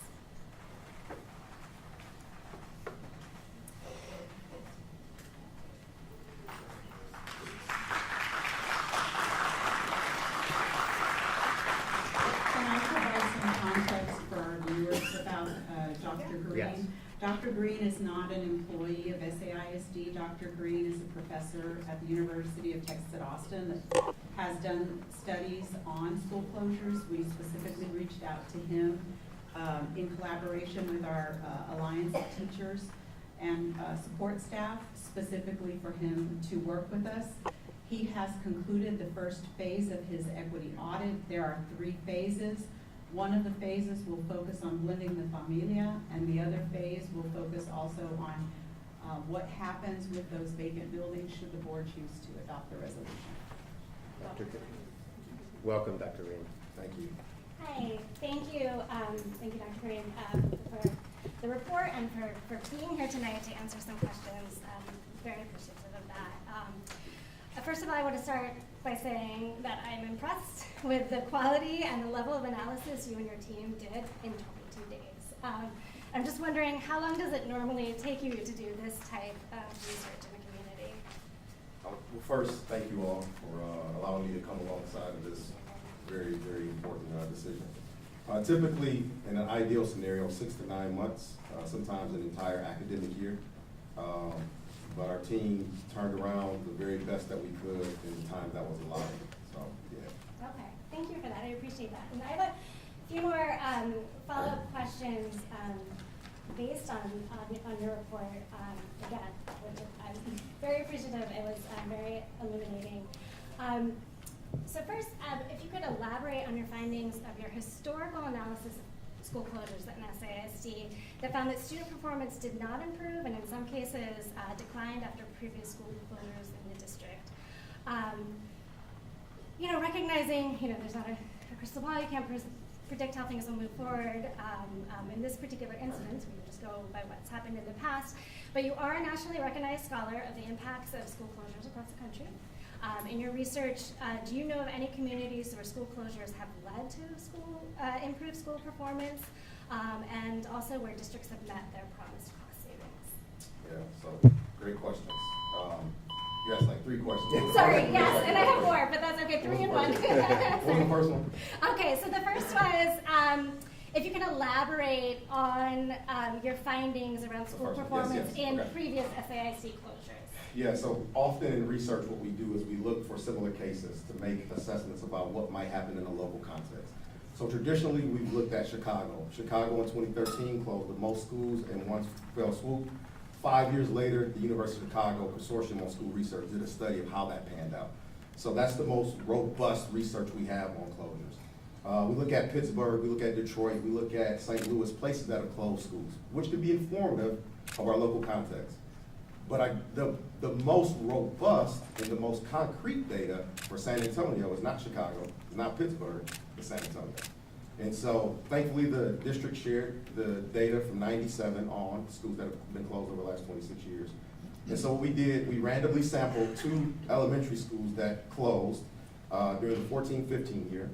And then we randomly found comparison schools that were similar demographically, but also similar in terms of performance.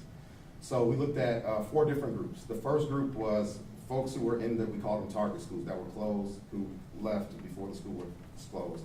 Students who were in the 5th grade who, finished their last year there and the school closed. And then students who were in the 3rd and 4th grade. And we followed those students up to 8th grade. And what the analysis shows when we looked across 3 indicators, one, attendance, the other one, STAR test scores, and the other one, grades. Not that that's the end-all, be-all metrics, but those are metrics that TEA and districts use. And what we found was, in terms of absences, that students who were in the schools that have been closed,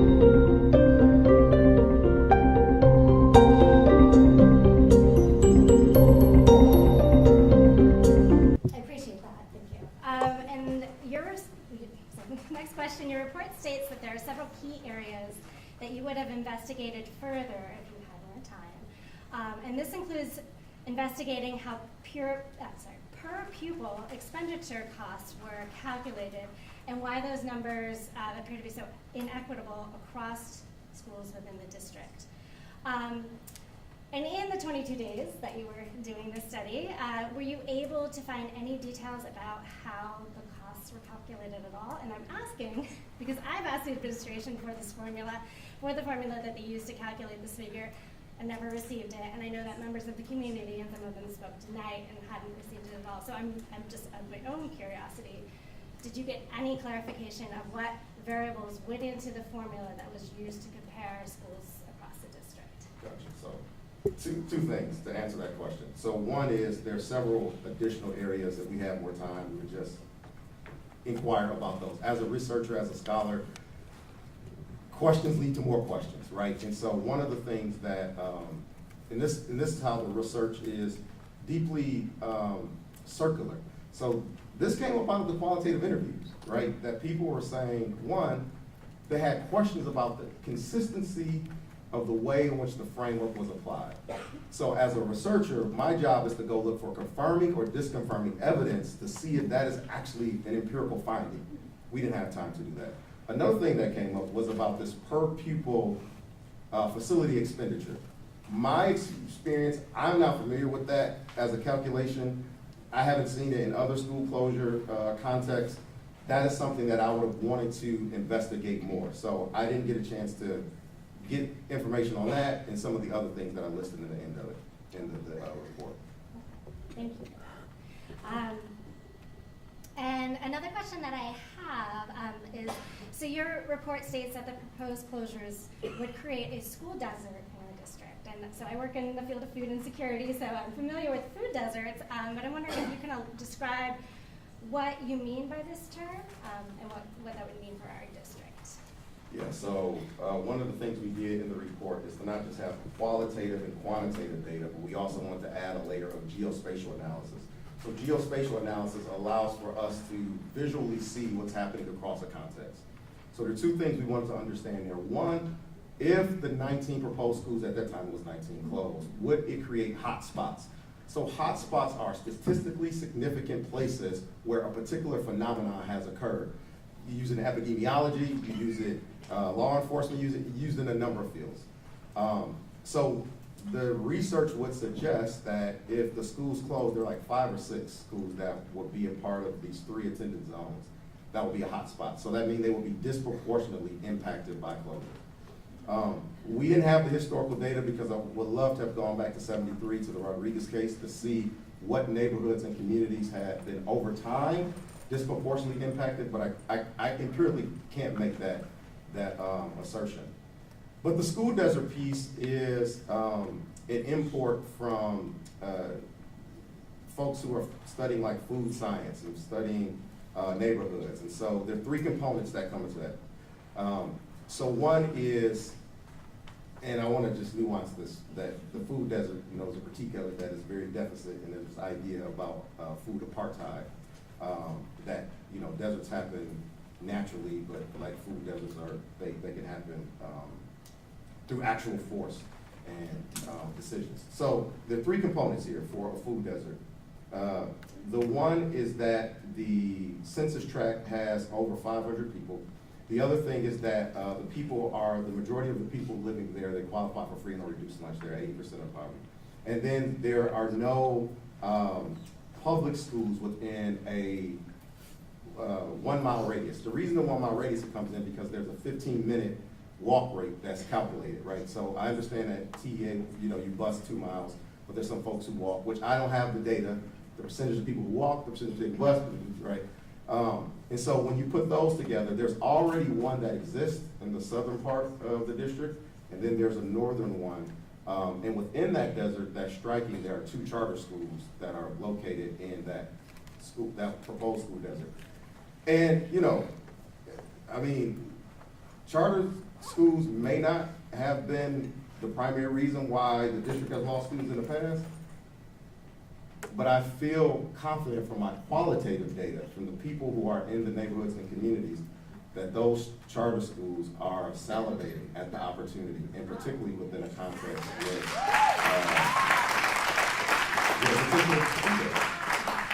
so. Okay. Yeah, thank you. I appreciate that. I had not heard that term before in the context of schools, and so I was really fascinated about that. I appreciate you asking these questions. I'm looking forward to our continued work with you. I'm grateful that you've been on board to bring it. I hope that you feel that your work is being used effectively to drive our decisions. I take it very seriously. I know we received it at 6 p.m. on Friday evening. I know you were finishing it because you, despite community asking for this to be the initial part of this process, I know the contract wasn't signed until the October 20th, and that's administrative decision and not you. But I really appreciate the quality of work and look forward to this work going forward as you help us make this process as equitable as it can be. Thank you. Thank you, Trustee Sorensen. Hi. While we have Dr. Green, oh, I'm Okay, sorry. I was going to see if anybody else had questions for him. Okay. No, I don't have any more. Okay. Okay, we'll go to Trustee Garza. Thank you for being here tonight. And I just quickly went through the report earlier today, but I'm curious for the SAISD data that you looked at for the elementary age, a random sample of students still in SAISD. So you didn't look at students maybe that left at SAISD after the closure? Did I follow students who left the district after the closure? In that elementary sample? No, I didn't. No, I don't have Only that. those that remained in the district? Yeah. Because there are, as we heard today, there's choice. And students may go to the district. But I also was curious, did you analyze, this goes back to the per pupil equity component. As a whole, as SAISD, during that sample year, did students as a whole, the district, benefit because of the right sizing and redistribution of resources? For example, in 2008 and 9, one of the middle schools that closed and went to the other school combined, consolidated, they received more funding, more programs, more extracurricular activities. So we're able to compare students randomly as a whole if the district benefited because of the right sizing. Not in 22 days. No, in 22 days, we did an analysis of the schools that were impacted and then a comparison of similar schools. I think in a larger study with more time, for sure, we could definitely take a look at that. And then in terms of the other districts, I mean, you have to have IRB agreements to get the data of students who left.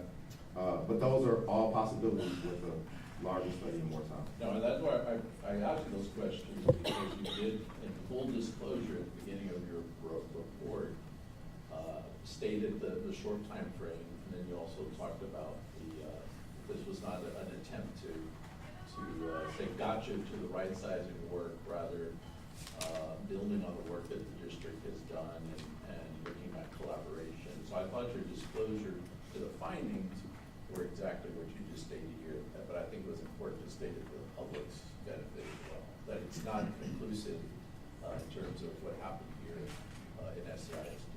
So yeah, I'm glad you brought that up. So two things with that. One is my goal and my job, I feel like in this position, is to ask the hard questions. It is to bring a vantage point that may not have been considered. It is to have these conversations with you and with Jaime and with Patty and with the community to say, hey, there's some things that may not have been considered. And so that was my spirit in, with the report. And just as an integrity, as a scholar that's committed to justice and equity, I think that's the work that we have to do. To the other point, in terms of the time frame, I just want to be honest with what we were working with. And I, shout out to the district for sharing the data very responsibly and quickly. As soon as we asked for it, they were, sharing it quickly, but also to the Family and Community Engagement Department who covered classrooms, and for the teachers and the principals and the staff who were disrupting their days to come to talk about. We're deeply indebted and grateful for them. So even in the 22 days, it could not have happened without the support of the folks at SAISD. So I want the public to acknowledge you all for that deep process. Thank you, Dr. Green. I know our superintendent had a few questions. So, thank you, Dr. Green. Thank you, Dr. Green. Like Trustee Soren said, I welcome your study. And thank you for conducting it. I think it brought a lot of issues that we took into consideration. The school desert, we actually removed a school because of the disinvestment in that area. But I want to ask you a couple of comments and things that you position in your study. The first thing is your study, like most scholars around school closure, have not focused on the quality of the school closures. Like, how do they do it? Like, what are the support system? What did they do before or other? Is that correct? In terms of the transition post? Yes. Or also the process they engage in terms of coming up with the school closure, and like right now, sometimes it's hard to establish correlation when we don't know the different variables on how the variance on how every school district approach their closure. Yeah, great question, and I want to shout you out because I've worked with districts and they've hit the reports. So even though it came late and it late in them up, you at least you did bury it. So I give you that. No, I have not studied the transition. What I have studied, regardless of the transition, what the outcomes have been. So even if the outcomes, because almost every school board that I'm familiar with, they would argue, we're doing this in the name of equity. We're doing this in the name, you're not saying it to save money, we're doing this in the name of cost savings. But no, I have not studied that implementation. Hopefully we can study it here. Yeah. But regardless of the implementation, I think the data is pretty clear on what the impacts are unless they go to particular. Yeah, absolutely. And I've been in this for 36 years. And the reason I asked that question was because most of the research that I read had not done on the process and the transition. Even you stated very clearly that this happened under I'm quoting, happened under the leadership of prior district administrators, and the past experiences do not determine future outcomes. I mean, there's an opportunity to learn from these lessons, and some of the finding here, as you said, to put the ownership on us, the district, to deliver on that. I also want to talk a little bit about some of the findings that you had on your second finding on per pupil expenditures, and if that was based on the 19 school, if that happened, you came up with the significant increase in per pupil expenditures at the receiving school. Can you talk a little bit about that? So yes, again, this is predicated on two major assumptions. The first assumption is that the students that the district is recommending to go to particular campuses go there, and as well as teachers, right? Because qualitatively it came up that teachers were saying, hey, I may leave. And then we had a smaller N on the parent caregiver survey, but 70% of them said if their school closed, they would leave, right? So it's predicated on that. But yes, the schools would receive more funds. The question, though, I had my lingering question, I know we've talked about it, is that enough, right? Because it's not just having the more funds, it's having the time to collaborate, isn't structurally, there's nothing magical about being in a place that may have more resources if the resources are not distributed equitably. So yes, they will receive more funds based off of what we projected. However, in our projections, it would suggest that there actually would be around 600 plus more students going to the receiving schools, which could create some unintended consequences. But yes, to answer your question, there will be, Fair point. I mean, the research on, like, for example, class size and the impact on student outcome is mixed, but it's not because lower class size do not make a difference. There's nothing magical about having lower class size if we continue teaching this, like if we have 30 kids as opposed to 15. So it's the combination of that. Can you talk about, and I appreciated all the qualitative studies that, the interview that you did. I was struck by, even a comment, those who were most vocal and ardent against school closures said something to the effect, I'm paraphrasing you, that if it's for a better opportunity, it would be worth it. So I think one of the, I feel like it's an empirical misconceptions that I heard is that people, they don't want change and they don't understand what's happening. But the folks that we talk to, almost 100 people, they understand the realities that the district is facing.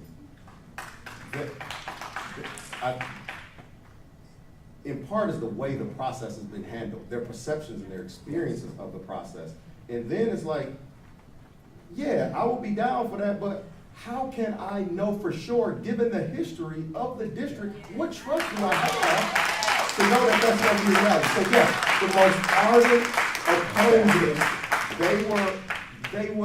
they were supportive of it if there was something they could tangibly hold to trust that the delivery of this promise would actually be materialized. And my last comment, I love this personally, I am a consumer of research. I spend time also at the university. So my last comment, and you don't have to react unless you want to, but I would welcome,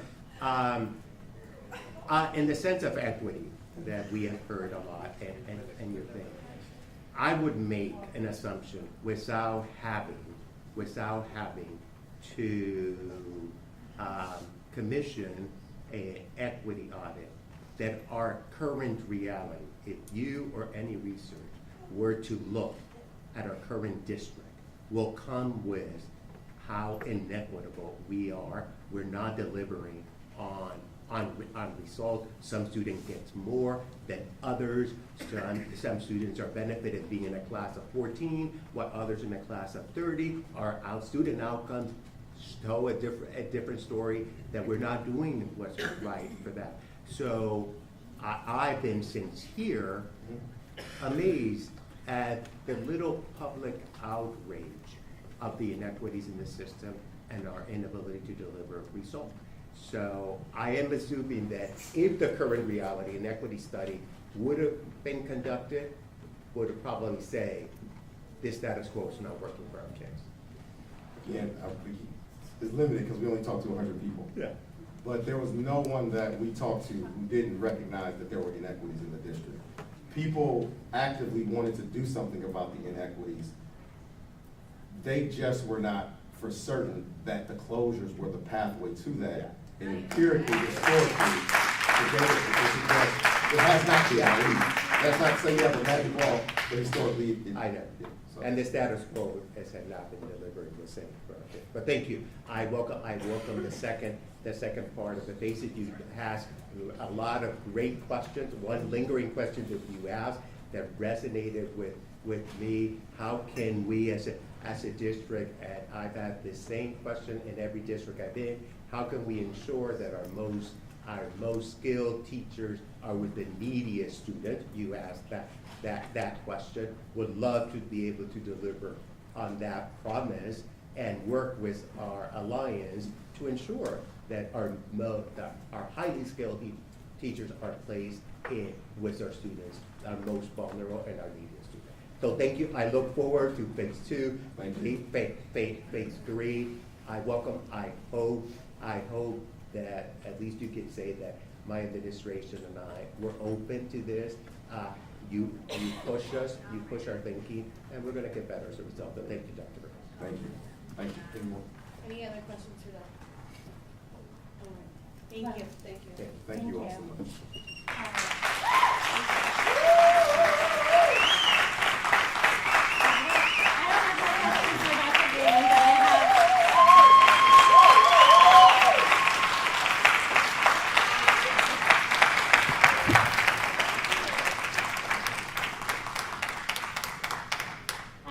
More questions for staff. So first, I feel like we just sat through a bunch of questions that should have been asked in July and not been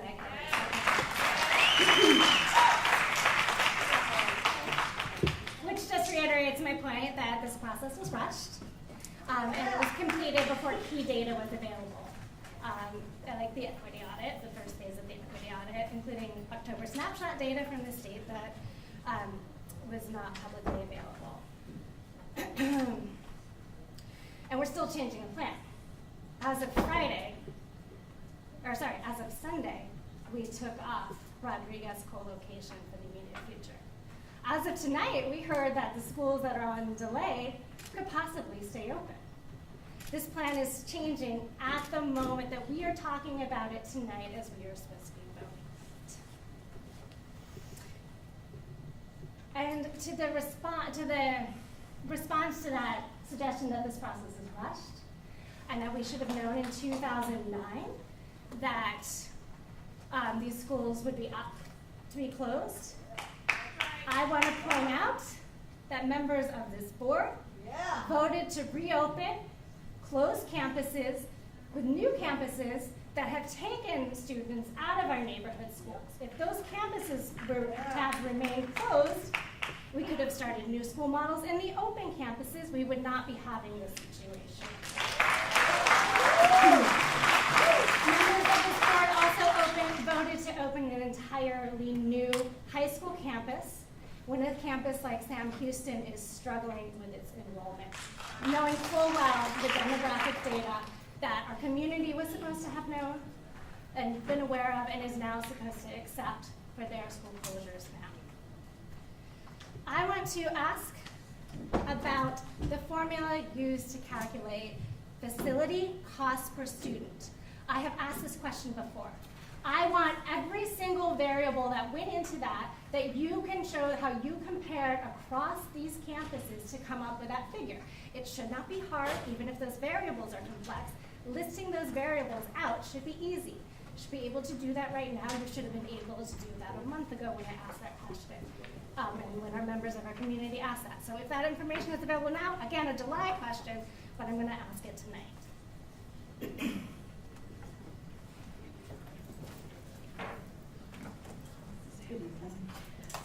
Yes, the per student cost was really not, it wasn't complex at all. It's basically all of the direct expenditures that are charged to a campus org. And we started the process using 21-22 data when we were beginning the work in six or 8 months ago. And then we changed over to using 22-23 because it was getting finalized. And so all of the statistics that were used are 22-23 direct expenditures to the campus org from local funds and ESSER funds. And basically, it's divided by the number of students at the snapshot date. So that's how the statistic was calculated. And those charges, is there an outline of what they are for every campus that is publicly available? I can just run through for you, but basically it's every type of expense of all of the campus payroll, all of the teachers, administration, campus custodians, basically all employees that work at the campus level, and then all of the budget that's assigned to the school for like supplies and utilities, contracted services that are charged to the campus. What is not, it's probably easier to talk about what is not included in that statistic, and those are some of our centralized costs, even though they are very much a direct supporting expense to the campus, like bus transportation, that is not included in the statistic because it's a centralized function that's not very easy to, it's possible that it's not super easy to attribute it to an exact school because they share routes, they go to more than one school with one bus. And other central costs such as facilities maintenance, the crews that support, the plumbing and HVAC work, electrical work at the campuses, centralized crews that take care of central custodial functions. Those types of costs are not included because they are central in nature and hard to attribute to a campus. So it's basically payroll, contracted services, supplies, utilities, any kind of campus like field trip or travel for students, things like that. Utilities, capital outlay that's specific to a school. Primarily payroll. As everyone knows, payroll expenses are anywhere between 85 and 87% of the campus budget. It's primarily payroll benefits. But it's And many districts across the country, they do student budgeting. The cost for transportation in those centralized facilities are attributed to the campus where those students are, which in our case we did not, which would increase our per pupil expenditure at each of our campuses. We specifically left, basically our final audit for the year, we can, balance to the penny of the costs that are attributed to the school. And we stayed at that, even though we could estimate some of the other allocations that are centralized. We wanted to be sure that we could tie back exactly to our final audited expenditures, which is what's transmitted to TEA and it's publicly available. And then my next question, and not the other question. So I think I heard Patty mention, so are COVID recovery funds, ESSER funds, being used to help pay for the transition process? Did I hear that Patty. correctly? Or maybe it's a Patty question. Patty.